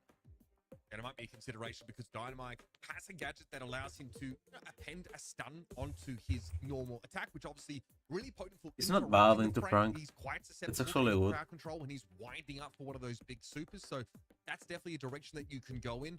And it is also a brawler that in the early game here on Super Beach is going to be a problem. Once the map gets opened up a little bit more, perhaps less Yeah, powerful, that's but the you really want to problem. abuse the fact that you have this Dynamite early and already can see the zoning being sort of applied to Brian there towards the top The of problem map. is But not RNC the dynamite. have to help There's this up, come forward here, picked off in a 2v2, and Jay You doesn't have no really mid want to control, double back with the ball quite yet. Yeah, he can the try and dive Chester on Christian, just who need to didn't have respect, but super developed they to if take they the ain't, Carl down. if Kalakas ain't, Pretty the dynamic chalk it's nuts. brawler interactions here. It's just a matter of getting those lanes set up correctly. And this is a map where it's not really typically that easy to swap they those need to lanes, lane swap. especially with all of the walls in the way. We'll see Zarita Gang. You cannot looking play for the next Chester into the formation. Check Dyna. out It's Jexer over here on not. the right It's side. not the See a best takedown idea. from him, and he's got the hyper charge in now. Christian, he can throw down that super, but it's not They- going to they're take him playing really down. bad. Prozzy slots it in, and Zarita Gang Kalakas leads is with playing more. really bad. Good look here for the Dynamite. Just fucking lane swap. What are you An doing? open map, What are they yes, doing? I coming up don't for Christian. understand. But Exit has chosen, obviously, to keep the walls on this side of the map, and Frank hasn't dared take the left side lane. So Exit really is able to play to his own advantage. And now, of course, he'll break the map Okay, up, bad but only look. in front of SK Kalalas' goal. This is a great start here for Zarita Gang. Brian also has to be very careful should he go and trying to pick up the ball. Christian, okay, speculative super does get big damage on Prozzy, but not enough to take the RT out of the game. So Christian now needs to do it the old-fashioned way. Good catch with some of that damage. Prozzy does go down, and now there's an opportunity. Exic's just going to corner the ball, though. Zarita Gang have an advantage, and there's no reason to play riskily. With Christian nuking that right side, Zarita Gang has had to fall all the way back into their defenses. Thankfully, Exit is able to trade with Brian up here. We'll have to see this damage come in from Jexer. RHC was just out of range, and he could still depend on getting that support from Christian over there on the left side. Christian's going to continue applying that pressure to Jexer, who's really the biggest They issue for finally him, swap but it. it doesn't seem to be any problem for Carl to take him down. Zarita Gang are now just determined to play defense. They find a good opportunity, like maybe they get a couple kills or go for a goal, but no point with 25 seconds left to send everything you've got at an offense. Yeah, put SK Kalalas in a position where they have to wager something in order to try and even up the game, put themselves at risk. I'm scared of Jay right now. He has hypercharge available. That Carl can run rough shot over this SK Kalalas team if they allow him to. RNC trying to get Welcome, forward. Doodles. Exit the last player up here, but Jexy comes to his rescue. Christian's got to back away, but again, Heat Ejector also popped by the Carl users chasing him on down. And Zarita Gang develop an early lead and refuse I to don't let like SK how Kalalas Kalalas back is into the playing. round. I like how this game developed, especially just seeing like the map reflect. They cannot everything just that has ignore the happened so dynamic far. on. As the walls continue That to break came most open, on and the Chester advantages, lane. like gradually begin to change. That early game you pointed out. You can I flip think the is Chester to just a get the serious speed point boost, for but Zarita Gang it's to begin not. succeeding. It's It's tough not for the best Brian to idea. deal with the dynamite. It's You also get it? challenging for Brian, which is why he's going to prioritize and getting you an cannot aggro push now. anyway. That's where Prozzy Not comes in, worth. helps out. He just quickly flexed onto that left lane to give Exit even more damage with his shots. But Brian's doing a much better job of keeping this aggression, though, with the diminishing power of Frank on the right side. Jexer found an opportunity to get that Byron down, but he could not get a goal. I mean, audacious indeed. RSC is able to bring him down, though, right in front of the goals. And SK Kalalas do not want to go down early in this game. The phase of the game, of course, which as we've been discussing, they're a little bit weaker given how the map is laid out. Exit sees that a mile off as RHC tries to drop a super down. And this Dynamite is really causing some headaches to SK Kalalas. They don't have a thrower of their own. That's the problem with giving your team, your opponents rather, last pick. Any thrower could really outrange this Mike, but they just don't have the answer. Christian saves the goal, sure, but has to give up his life for it. And RHC is desperately trying to get his way back into the map under constant threat of the Dynamite. Finally, Frank v Dynamite on this left side. Something we didn't see in the last round, but it goes about as badly as you would expect. Here comes JXCR. Christian just able to save the ball, and now RHC is not in a position to intervene. This is an utter outdrive on the left side. And you RHC have was trying to fake him out lane in and a bad was spot. incapable. Exit had the perfect placement every single time. Now he's got the one shot on to Christian. The takedown onto RHC on the right side, and Chester luckily is out of range of the Dynamite's Wrath. That was almost a team wipe for Exit on 3 different brawlers at totally different positions on the field. They have got to be scared of this guy. Yeah, it's a problem. SK Kalalas are trying to puzzle out what the best lane assignments might be for this left side, but there just isn't You a need good to use answer right mid now. prior It's to done there from Exit. win sides, but RHC they takes are a not doing face this. full of damage, but is able to withstand it. Right Oh, from downtown. that play was good. That play was really good. Crucial goal to even up the round. A stealthy one there down the right side, but it's not going to give them that much momentum. They got 20 seconds left. The position belongs to Zarita Gang. Exit still needs to hang on versus RHC on the right side. We have the hypercharge in. Prazi not going to get hit by any of that candy spray from Brian. It's only 10 seconds to go, and Exit has okay. Brian is win He's got trading the speed. actually. He's got the damage. A Actually one shot win on trading. Brian. Not going to hit him, but still, Jexer gets the takedown. 1 second to go. Pass to Prozy down the left. fuck it. Exit gets the takedown, but can't get that ball in the goal. It's Jexer with 8.5k health, and Brian with no super, no jawbreaker, no nothing. We're continuing on into set number 2 with a win for Zarita Gang.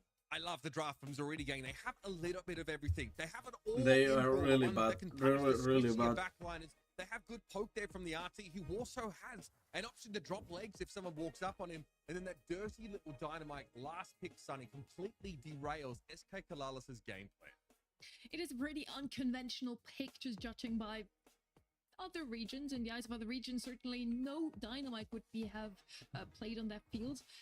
This region just really proves to be volatile, as no other region is. It really seems like you can pick something great like Dynamite and just turn the whole thing upside down. The Dynamite Just a little was reminder, sir, good SK pick. Kalalas were I your think. last month's champions. And I think they faltered a little bit, like in those qualifiers. I would Uber, prefer the but Barley. This Dynamite absolutely stole the show for me. And it's lanes flanking in. Well, Jexer, America, they Exit, like did a Dynamite, so phenomenal job. whatever. Yeah, absolutely. Well, we talked a little bit about, prior to this game, the roads for these respective teams through the qualifiers, right? So if anything's going to tell you that on any given Saturday, we'll say, for this region, it could go either way, it's probably that. I mean, there's a reason why we have the same 8 teams competing here in a monthly Shooting final. a star The right game side, definitely looked to be one of the it's, weakest in my teams the opinion, region last month, and their way placement better, on I the think. leaderboard also I prefer reinforced right that, side. but, this could be a flash in the pan. It could be just a moment, but I think they drafted really well. It's a very promising sign going forward when they see an opportunity to react to that Frank while they have an open pick to sort of punish it, and they want to keep doing that. Really Winning hard in to the play draft series is from a Brawl great way side to maybe here. overcome experience differences, or You even can pick the Jin, but skill the Jin disparities have sometimes. It's been a counter big plays, topic of not discussion the same in that the hideout. BrawlStars scene so And far. hideout So, the Jin first pick, I'm feeling it's good. Heading into Shooting Star, though, a much more open free. map, If Sunny, I a lot more let, opportunities here to you flex that pick that. sharpshooter prowess. I want to see some sharpshooters here. I don't want to see a Dynamite out in the open, but let's see if we come up with another great idea here. We had a month ago East Asia come up with that shade Good pick, one and it from worked both wonders sides. for them. Maybe the Dynamite is the shade for South America. We have Jean, Lumi, and Angela Bend out. So a lot of Really good range ones from options, Zurita. scouting with the Jean out of the way. You could still pick Grey and do pretty much the same as the Jean does, thanks to the Walking Cane. That, by the way, now has an animation. Also goes through walls. A little bit of a You can change first last pick week. here. Piper, There's Nani, a lot of and options. Mandy. We really do not want to see any will of do those long-range Byron. bowlers that Uber just mentioned, ready. Not at all. So Yeah, let's see Byron. what Zarita can go for. Byron is Pick a number first 1. pick. It's Byron this time. With that bounce. Byron, as we observed, and honestly, I think SK Kalala still played him really well. can do so many different things. You got the heal, you got high damage, you have like the Chug Jug that can do a bunch of damage if you hit someone, and you can auto-aim it from so many different tiles away. Just removing any room for error with that super is one of the things that makes it so strong, alongside the fact that you're going to be cycling it pretty quickly as long as you actually hit it. So this keeps a bunch of avenues open for Zarita Gang in terms of what they're going to pick up here.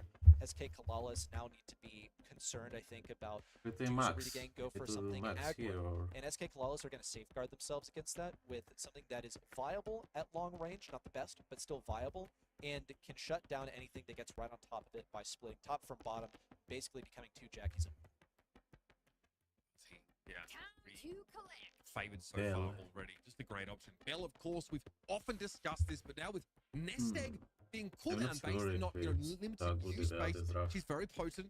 You can do better things from great range. There's also some some worlds where you can try and bank shots off walls here if you sort of take a little bit of a different gadget. But the Bell is not bad for any goose. Both the Brawl picks so far for SK Kalalas are good at sort of dissuading Zarita from trying to walk up on them here, but there are a lot of sharpshooters picked. There are a lot of them being looked at and banned out. So Zarita Gang were definitely trying to eliminate a lot of the strong counter options. They don't care for them to maybe have one of the good sharpshooters. That's also very robust, offers defensive, capacity, in that his super can sort of knock people back from the target that benefits from the shield. And honestly, Kooky Pop is great if you want to try and find a pick-off if your opponents don't respect your spirits.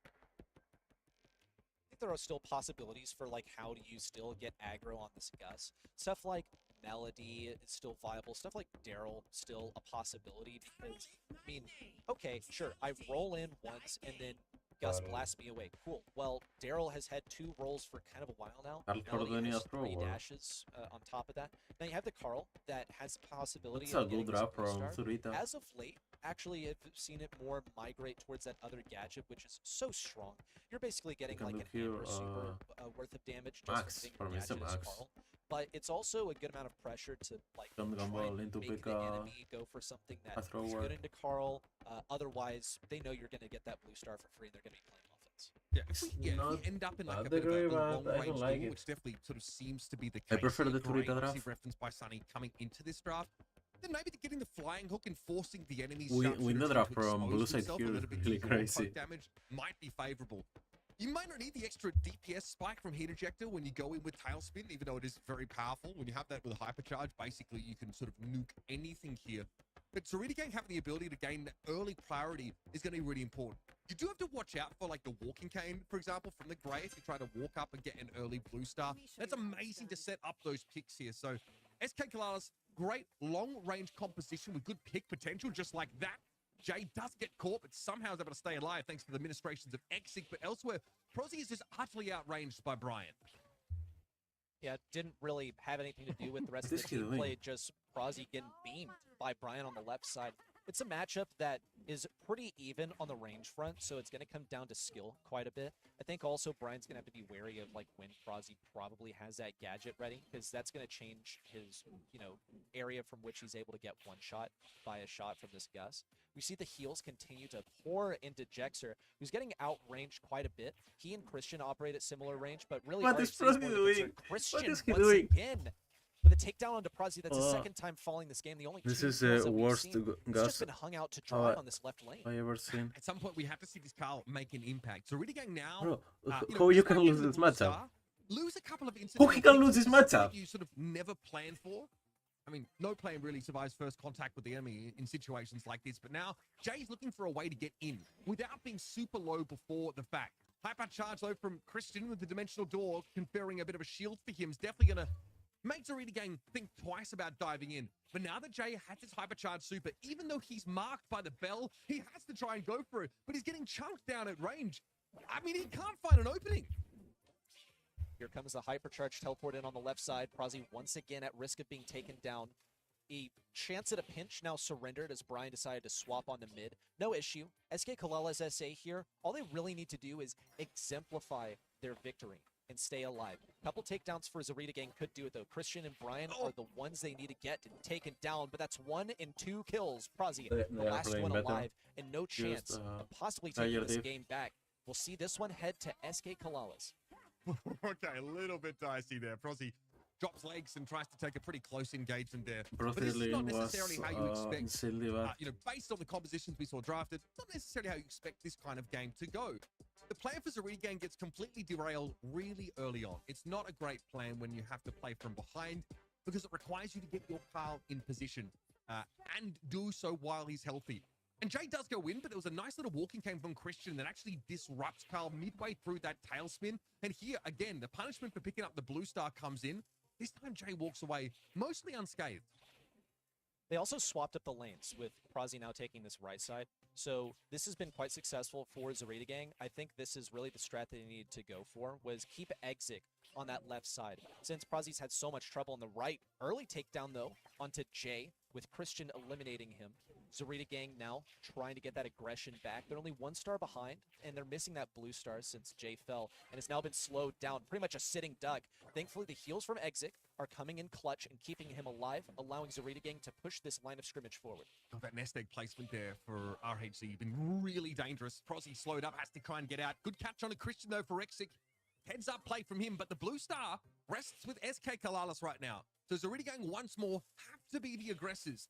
Hypercharge build here for RHC, so that obviously is a problem for Jay. If he wants to try and come in, he is going to get caught out. He's going to get marked. Okay. Well, in theory, if RHC was a little bit more patient, he could have used that hypercharge super, but that's a bit of a the card was a pick for Jay doesn't have to worry about the damage yet when he goes in. A thrower, you run the other gadget. On his last legs on the right side, but Jay can't even think about You getting get an aggro, though. so Christian, not, definitely a misplay with that TP in, wasn't able to deal with the super from Jay. Prazi now assuming position once more on the right side. Mind you, ZaRiDiGang are only one blue star behind. He's playing a bit better, but the first one he went traded. Win here.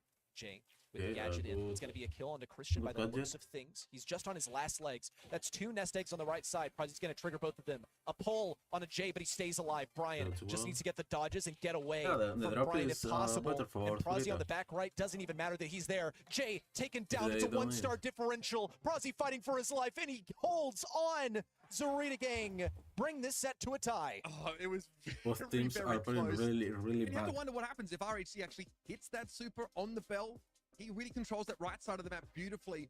Prazi thought I think was able to put SK Kalalis at least in like a draw position in terms of stars there, because he throws the hack gadget down to secure an elimination. But as that fight goes on, Exik has done such a good job of securing trades in these situations, but this time Jay's punished for coming up taking the blue star. It goes straight back though into the pockets of ZaRiDiGang. Prazi's holding on to the super on the right side. Prazi is picking up. Deciding on which target they are going to go all out on next. Because the synergy between Christian and RHZ has been one of the biggest stories throughout this set so far. They have isolated a target and dumped all of their ammo into them. Here comes the gadget from Christian, yanks him through the wall, and once again you see SK Kalalis descend on this guy like a pack of wolves. The problem for the healing is here. Prazi keeps him alive with the super, Exit with the heals, and that is ZaRiDiGang synergy that they're going to be rolling with. They cannot push anymore. Christian with the dimensional door available, so there's an opportunity for SK Kalalis to make a play, but they now you can kill the Carl. In the previous round, and it's going to be really you can kill the Carl. Somewhat squishy on the right side of the map. To get these eliminations and get out alive. That's kind of part of the game plan for Gray. You have the blue star on the boost, not on the the damage comes in. They bait Jay. Okay, crazy gadget.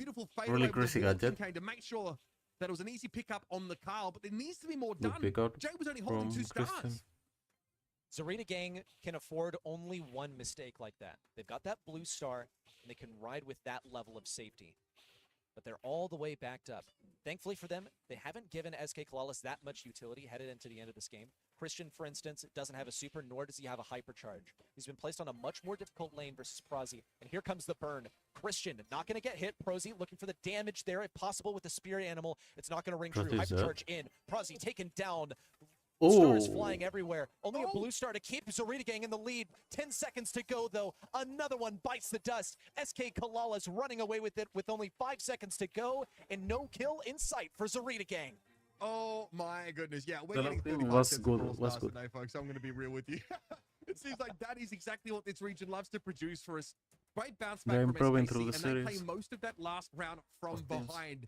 It's an early hypercharge pop by the Grey just for the raw stats, and later a dimensional door popped to get in and close the gap. It's one bell shot that ends up, though, deciding that particular round. Close margins indeed, but we have now a tied series. That great can really be a game changer. Just come in at the last second, turning things around. And as you mentioned, Uber, I also feel like we're going to see some more sets coming out of those two teams. But this region specifically, we had 3-3-2s last month already. It's just one of the closest regions overall. Now looking here at the stats, not as close. Ready? Not really, though. I can't help but feel like Zarita Gang were robbed of an epic comeback there in game number 3.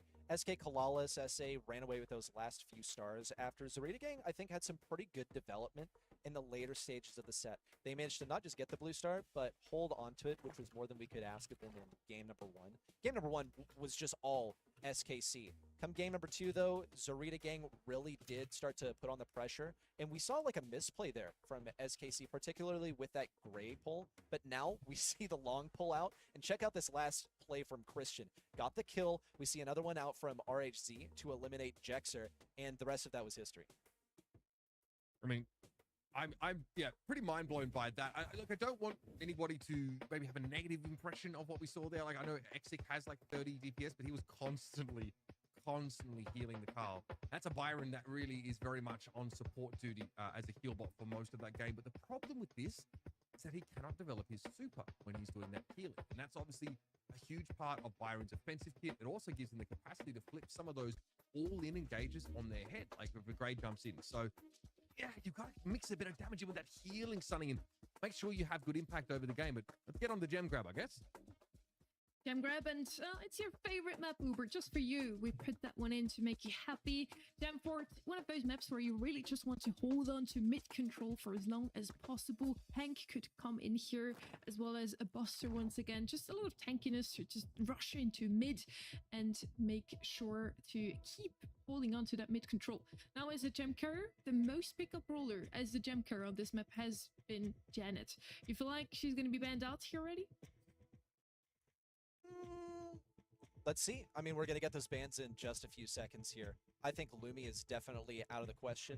Gemfort, in terms of a brawler that I would like to see here, though, I want to see like a Finks played here, personally. I think it could be so strong in those bushes. I think you can shut people out of mid. It's not one of those that I expect to be like a popular, like, primo pick, but it's one of those that I would just like to see because I find it entertaining on this map in particular.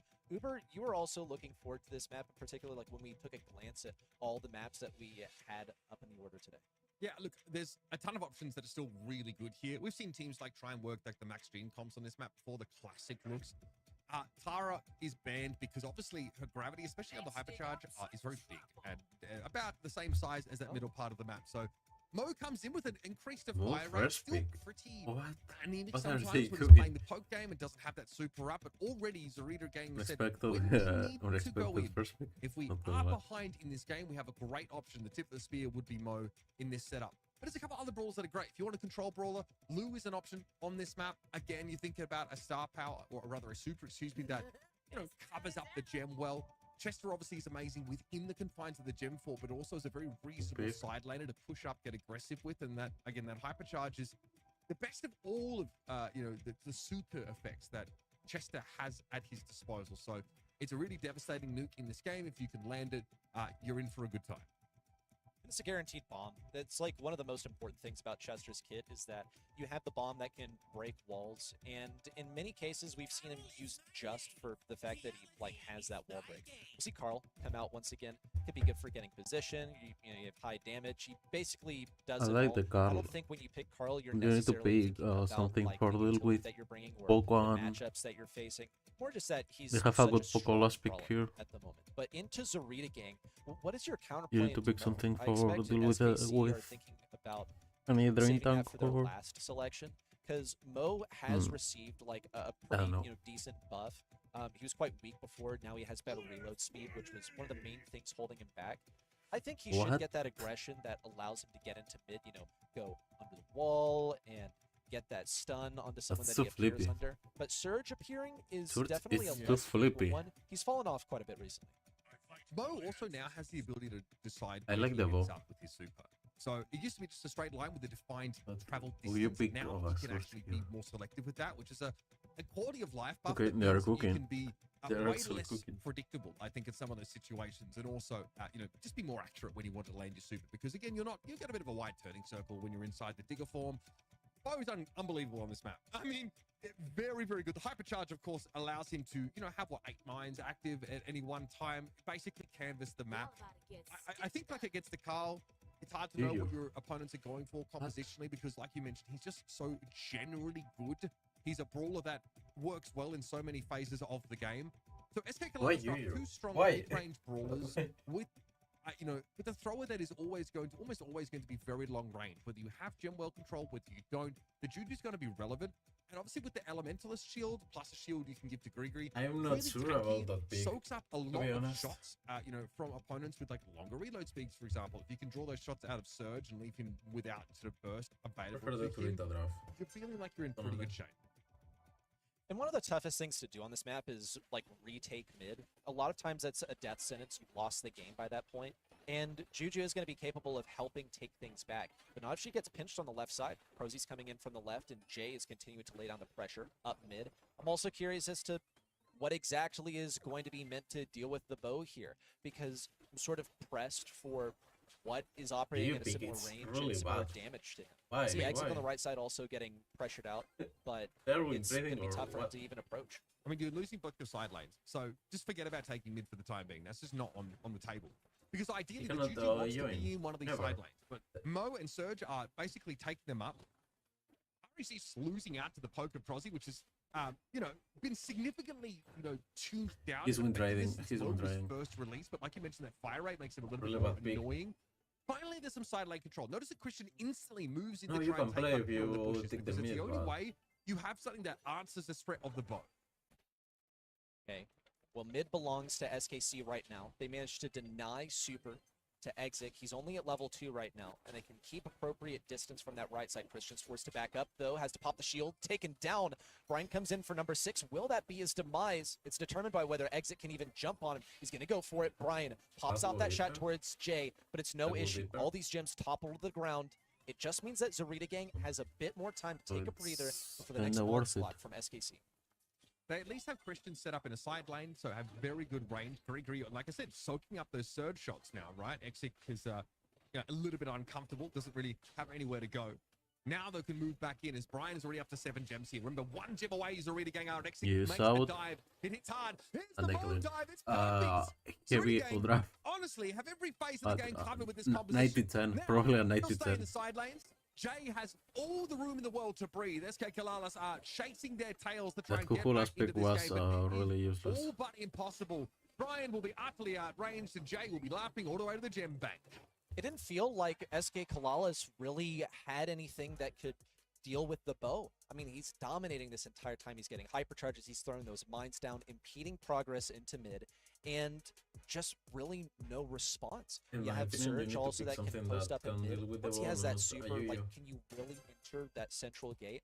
Juju was not enough to deal with him. There were attempts, but when she was eventually pressured by that surge, she had to obey. She had to back up and ultimately was still taken down with an approach from the right side.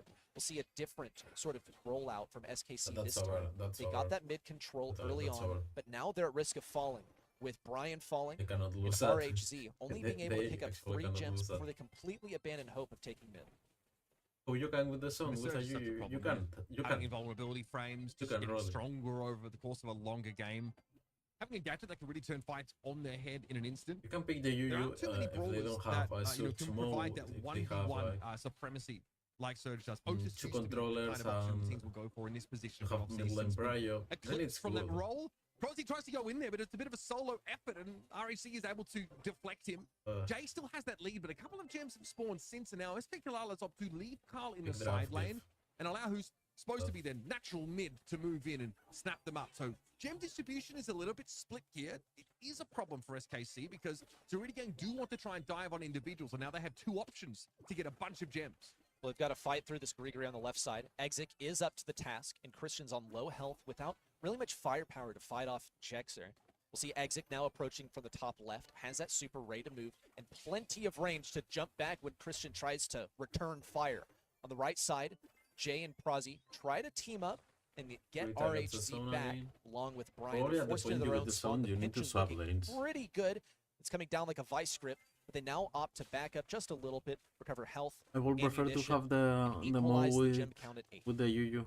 Here's the same problem though. Ready? Surge There's can still play no with side lane into control to the speak of car. for SK Kalalas. They just can't get into Or these he sides from can that. actually They're trying to 1v2. 2v1 Prozzy, and he just says, fine, come on in. I'll let you overextend, then super now into your gem carrier, or at least one of them. That was the idea. Brian, RHC, He's in cracking deep on trouble swords. now, and He's here it is, probably the a gem really good distribution sword. across the arena gang left Okay, too thinly spread. And eventually, a matter of I time, love the that arena pin, gang and my favorite pin. came to collect, came to take Exit this Bassett. third set of the series. Don't be fooled, folks. There's no shock here for SK Kalalas as Zarita Gang once again chalk up a crucial win in this series. We are seeing a new side of Zarita Gang, not just today, but this month. An upset in the upper bracket in the monthly qualifier. We saw SKC also struggle in that qualifier, and sometimes that just doesn't translate. It's like, okay, GU well, was not the big qualifier here. be a little unserious. Sometimes it means more to some than others. But Zarita Never. Gang now have their chance That'll on the never. big stage, and they are shutting down SKC. I think it's safe to say that South America is a very stacked region overall. Once again, we see one of the Brawl Cup contenders struggle today against a team that hasn't even made it out of the quarterfinals in March. It's absolutely crazy. And now in this one, it's even at 2-0 within this set. Zarita again takes over the lead in sets. It's a 2-1 low again. damage. And yeah, the DPS speaks for itself here, Uber. Absolutely. I mean, we talked about Mo, who again feels a little bit weaker sometimes in that non-bigger form, but just the quality of life increases Really to that weakest sort of, form. rate of fire still mean that he's quite a nuisance. So there's not like a good long-range option that can answer it, especially when Surge has the tendency to just drag attention The to low was whatever so part of the big. map he's I sitting like on. it. And out of nowhere, all of a sudden, like this, Mo's just gone in. You have insane all-in between both your side laners. And when you can maintain this level of map control, when you are most of the time invisible, they don't know, like, if you're setting up for a dive on you here, it's really hard to come back from. I just, you know, we saw the struggles of SK Kalala straight out of the gates, and you've got to look back at the draft and wonder where it all went wrong. I can't help but get flashbacks from quarterfinal number 1 here, though. We were in a 2-1 for Olimpo Squad. Now it's a 2-1 for Zarita again. Both of those teams that are not expected to win. Now let's see if Zarita again can actually make it a win. If they can move on into the semis, maybe even the finals today, it would be their first time making it out of the quarters. For SK Kalalas, it would mean that they have to say goodbye to their Brawl Cup dream ready. That'll be a tough one, especially coming off of a win last month. Have to be feeling fantastic about that. Knowing also that you're in the upper echelons of the region, sort of a new entry to the top dogs in the region as well for SK Kalalas. So they got to find their strength now. Find something comfortable, not let the pressure get to them. That would not be a good way to go, especially versus a team that hasn't won a quarterfinal in a monthly final yet this year. It would be huge for Zarita Gang, but I think this loss means a lot more for SKC than a win means for Zarita Gang. I think that's safe to say. Heading into the draft now could already be our last set if Zarita Gang is able to close it out here with Hank, Kit, and Buster. A lot of tankiness banned out from SK Kalalas. Makes a lot of sense since they have first pick and they probably want to go with a bit of a more long-ranged options. It's gonna be Jean, so not really a glass cannon like the Mandiri Angelo that are banned out from Zarita Gang. We still have a Bell, for example. I feel like that could be a good option here, Uber. Yeah, on a home map. As well, we've seen just how potent that she can be. Obviously, having the Gene option is great because you can still pull people through these walls. You can, you know, sort of satisfy the dual purpose of either opening up the map or securing a pick. And obviously, Magic Puffs is very, very good for the sustained game. If you're expecting to take poke damage, like you certainly will against a Bell and Grey composition, you now have an option. But Zarita Gang have added long-range potential and the ability to pick people off with this walking cane to their arsenal. Pretty potent composition that doesn't necessarily have any hard Since counters. was first pick you can get here. As you'll see, Zarita Gang once more have eliminated a I lot don't of like the natural Bell, predators to never this I Bell and was Grey a duo. counter. This is true. Have to also consider like what else is I have possible to a lot pair of up options. with this Grey here. I'm thinking like maybe a Probably the Bell is a was viable for option here. RT for is gonna be counter a up, good way of so keeping things in range and yeah, fending or away anything that tries to get or particularly if they close. pick Hank. Make an excellent combo with Jean, especially But I'm if you not get sure close if and it's that's less good. than ideal. You can put the I like the Brock. Brock as the final selection. Probably here. not a It's good gonna combo keep with enemy your from comp. playing any throwers, really. But You can not also loud. use that to break open some bushes if you just really need to. But isn't that great in mid-range? That's a primary risk of playing into this Brock. But at least he is quite flexible, because if he decides that he doesn't need to break open walls, he can just go for a jump, you know, keep himself safe in close range against some troublesome final selection from Zarita. This is about as classic as you get for knockout competitions. All these brawlers, we've seen so much of this map, and the last pick Piper is a spicy one. Obviously, I the like map this is, last pick. Really not good last broken pick. up, we'll say. It can be a little bit hard to find those sight lines. You have two of the most potent sharpshooters in the entire game on the Zarita last game pick, side not of gonna the lie. map here. So, Probably the only one you can I do. like Bell, especially against the Gene, because Magic Pass requires that there is grouping up here for SK Kalala so they can receive that healing. And obviously Bell wants to discourage that grouping up at all if she can hit these shots. I will also suggest that both of these teams are going to be playing fairly safe until they have the ability to secure an elimination. And with Walking Cane, there's no guarantee of that. Magic Hand, if there is a hit, much more of a sure thing in terms of setting up a player advantage. But Freddy said, I'm expecting to see a more drawn-out, long-range fight, but Jay really wanted to engage here on all three of SK Kalalas. Maybe didn't see him for the bushes. Well, Prazi's got to get a kill over here on a Christian. Ends up getting it, but it's still just a trade. Exik looking for the final one. Thanks to Brian's Magic Puffs, RHZ is no longer one-shot by the Piper. So it's really going to be Exik's goal to just get a hypercharge here. It looked like the mentality from Zarita Gang was place this Gray on the right side early game, get that hook going, break open those bushes. Of course, they succeeded at that, but I think the thing that doesn't really need that much of a mention, but just to clarify, would be stay alive as the Gray. You know, don't force your teammates to fight a 2v3. We'll see Exik get some value here, and now he's out. He has wall break if he needs. He can jump away. If he needs that too. I don't anticipate they'll run that Gray in the same position because I think they got what they need. But whoa, okay. SKC now approaching the other side. This is going to be a surprise for Zarita. Again, they just really want to use the bush cover, I think, to try and have an early cheese and early stealth play. Vengeful Spirits also being popped there. Okay, Brian, serious about trying to find that extra damage. But now Super's developed for Jay and Exik here. You know, Exik went into the gas, so not to give it over to anyone else. I like to play through the dimensional door. That's the guaranteed pick. We could have sort of mentioned earlier on. Really When good you play have on Walking Cane and the Brian door play. to back into, you can set that up. We haven't even gamed though as Bell gets taken off the map here for the Zarita Gang side. So now they don't have the chance to litter the map, you know, with potential gadget deployables or also have something that punishes grouping up for these Magic Pups. Exik is able to jump in here if he needs, but he's going to opt to break things open as well. That's sort of an investment for next round, so they're very intentional about making it to that next round, but they're going to have to get some value here and now.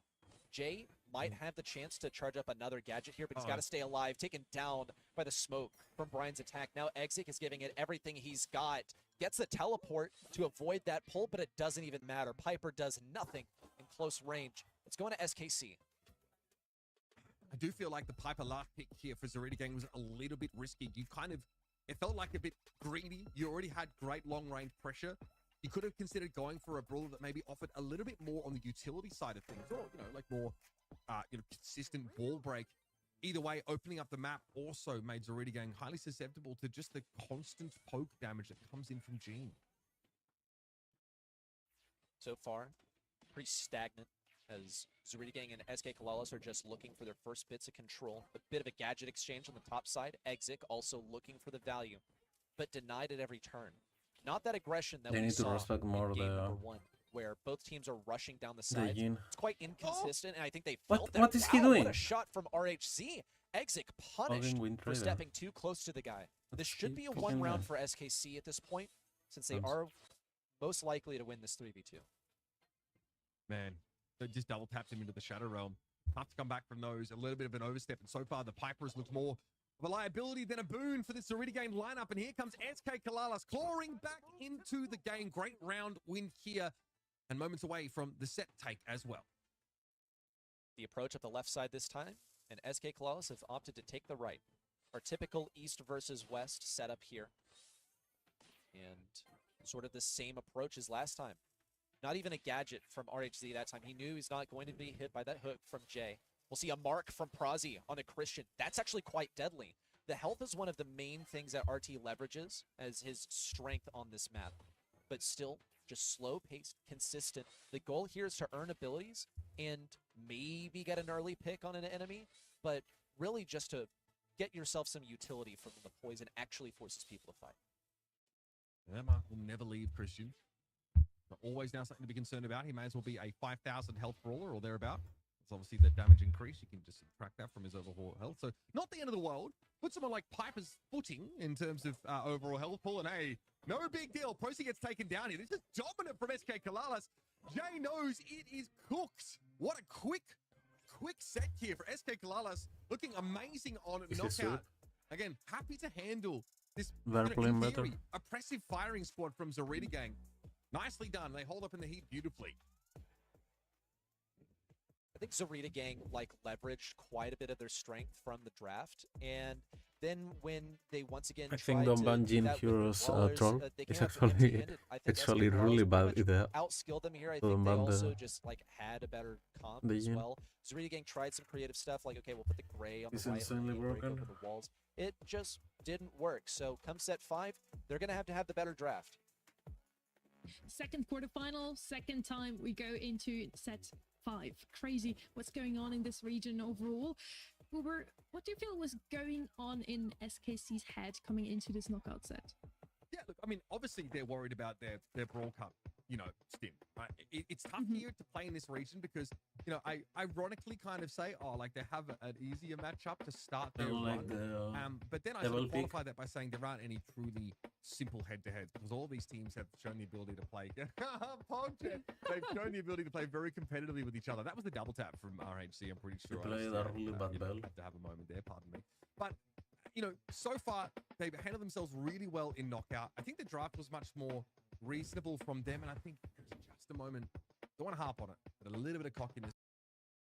I don't love the Piper last pick there. I think you already have plenty of what she offers to your team in your draft, and you can think to go elsewhere with that. Like I said, a little bit more utility could go a long way, but I think on the individual level, we just saw the SK Kalalas guys have some real shooters there. You can't deny that they, on an individual basis, are able to shine there, Sonny. Getting into hot zone now. It's the last set that we're going to watch between those two teams. As you mentioned, Uber, for SK Kalalas, the dream of the Brawl Cup still lives to see another day, to see another set at least. Zarita Gang is still going to put everything up against them to make sure SK Kalalas streams is over here already. Now ready? Zarita again or SK Kalalas. If you could do your vote again, who would you vote for? I would choose SK Kalalas again, and then I would do it again and again.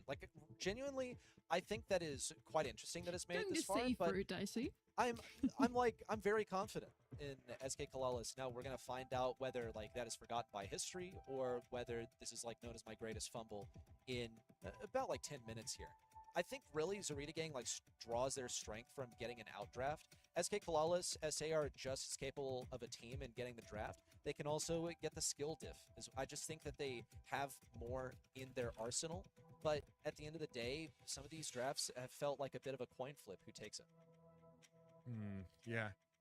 We didn't love what we saw in Brawl Ball from SK Kalalas, for example. It just felt like a really weak draft. And you could say the same, I think, about, our gem grab game mode. Poco, at the start of the show, we said Loban, Biavan. Feels like he's been a little bit overlooked, slightly eclipsed by some of the other options. You probably need to pick the Frank here, or where a lot of it's about sustain, a lot of close quarters something fighting. for that contested. Hypercharge super that you can deploy to give that Frank's not actually this good. Clutch situations, and again, having that I'm not sure. Having a gadget on a short cooldown to be able to throw that healing out, or even to cleanse adverse effects is going to be Hank really is must. important. But You must pick Hank. feels like he's kind of built for this map. But then they can pick the Frank behind his for free. safe walls and simply only has to step up a little bit further.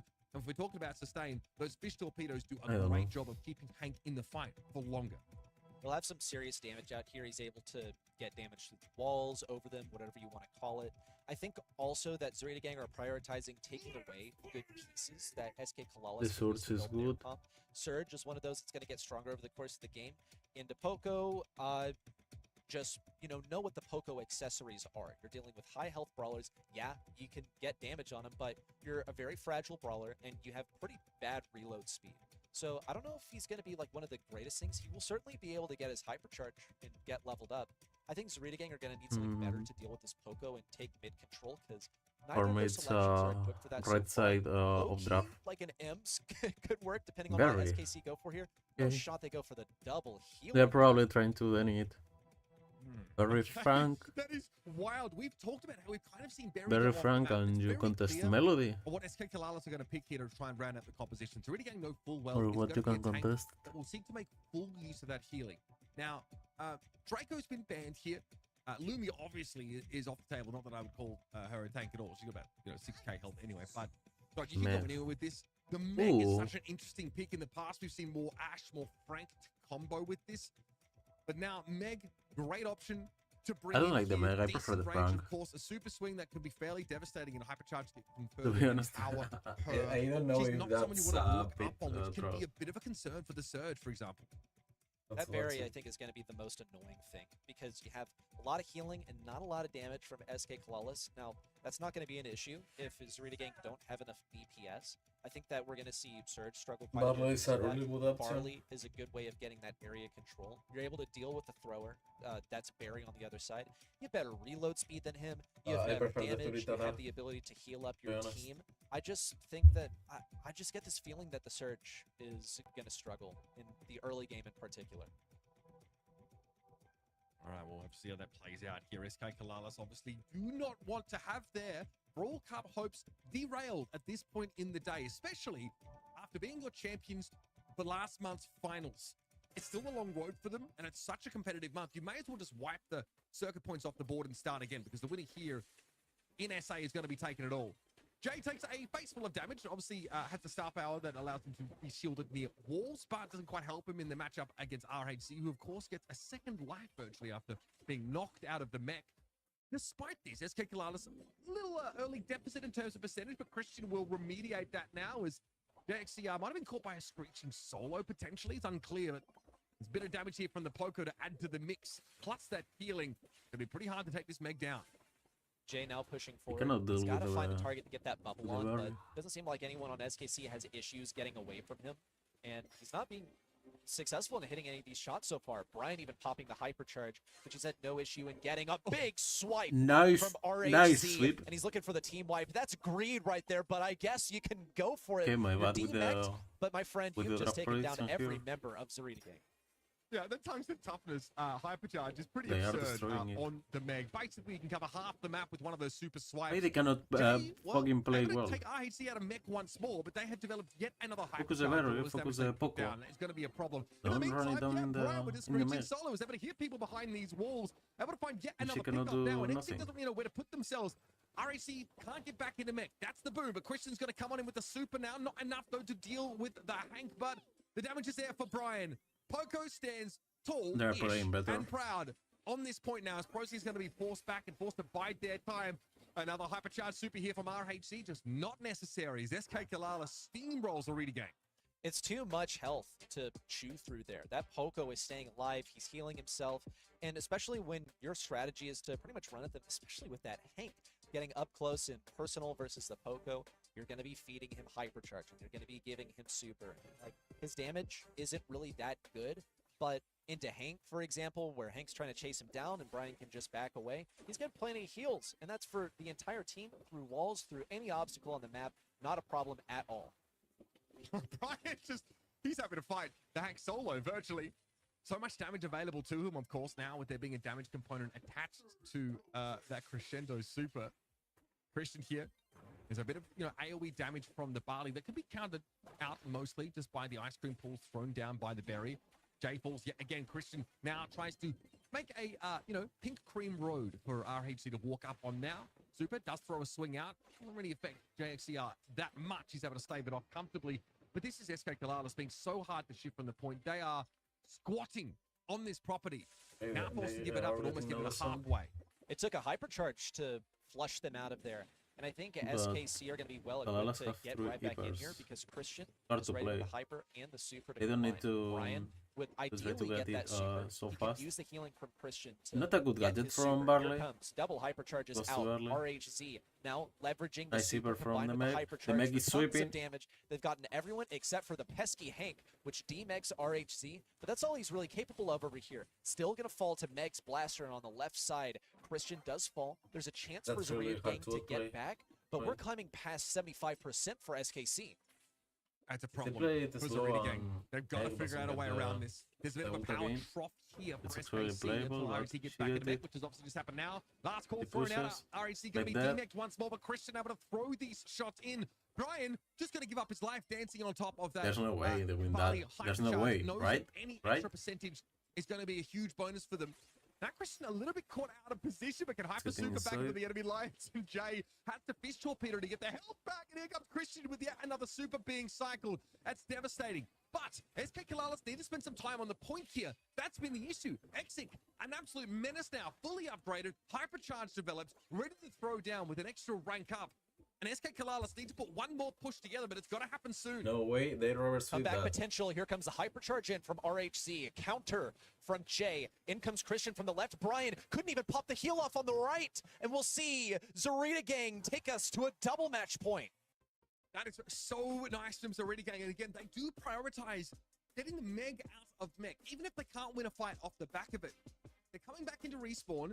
Meg is not able to resuit quickly enough to actually be a factor in that next fight. So it's like every other fight, the Meg is not at full strength, and they're not feeding her that super while she's out of mech for free. Jay is actually, giving up their life on Hank in order to get this D-mech with these big amounts of burst damage now. RHC has to be a little bit more careful. Okay, so how's he going to approach this? He's getting plenty of support and heals from Christian and Brian at the same time. They're being forced off the point by Prazi.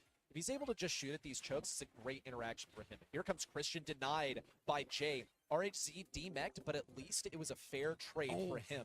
We'll see Brian also feeling the heat from Prazi, who's locked down this point. I mean, he's getting so much damage. It really comes down to Jay and Exit to stay alive, to even see the fruits of the Barley's labor. Here's that every other fight vibe. See, the SK Kalalas can't really compete for the point now without their mech in the They're fight. improving. Jay's able to push up and get rid of Brian. I can't believe I'm saying this, Reddy, but there might not be enough healing from this SK Kalalas composition because Brian does not take the DeCapo star power. They are He really can't just improving. spam heals into RHC to keep that mech nice and healthy.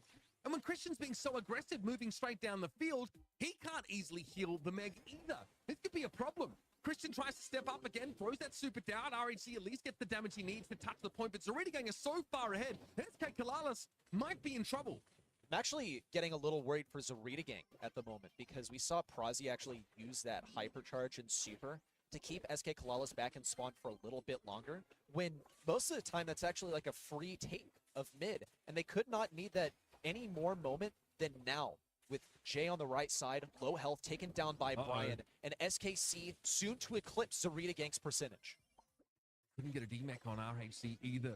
Ready, set, just not enough pressure on the Meg. Here comes Christian coming forward. Okay, good moment for Zarita Gang to get back into the match. RHC now will be forced away by the Barley hypercharge, but does take Jay on their way out. Christian, that's a massive hit. Able to bring Exik out of the game now, but he needs to deal with the Barley. It's a battle of two throwers, and Christian needs the durability. They can't stand on the point right now. This has allowed Zarita Gang to get into a lead. Now, finding 90%. Last chance saloon for SK Kalalas as they step up, and it's another hypercharge. Sweet swirl from Christian to get SK Kalalas back into the game, but Exik's a problem again. RHC deleted. Zarita Gang will claim the series in advance, dashing SKC's hopes of a Brawl Insane Cup matchup, appearance. to be honest. It started in the quals, Was and it unexpected. continues into the quarterfinals, and now the semifinals. Next up, the Executioner's Axe is coming for Really well played BC from Felipe. Gaming. Potentially another team whose Brawl Cup dreams they can turn to ash. I think that was not the Kalalas day. You know, coming into set 5, I saw a lot of parallels Really between insane Olimpo Squad's performance. run and Zarita Gangs. Both were in the lead 2-1, and both look like they're losing. SKC had the match point already. The ticket through the Brawl Cup was basically already in their hands. Yet, they're losing. So in the end, they're out of the race of the Brawl Cup. It's only going to be BC Gaming still in so far. They are in the semis and they're now facing off against Zarita again there. Wasn't just wrong.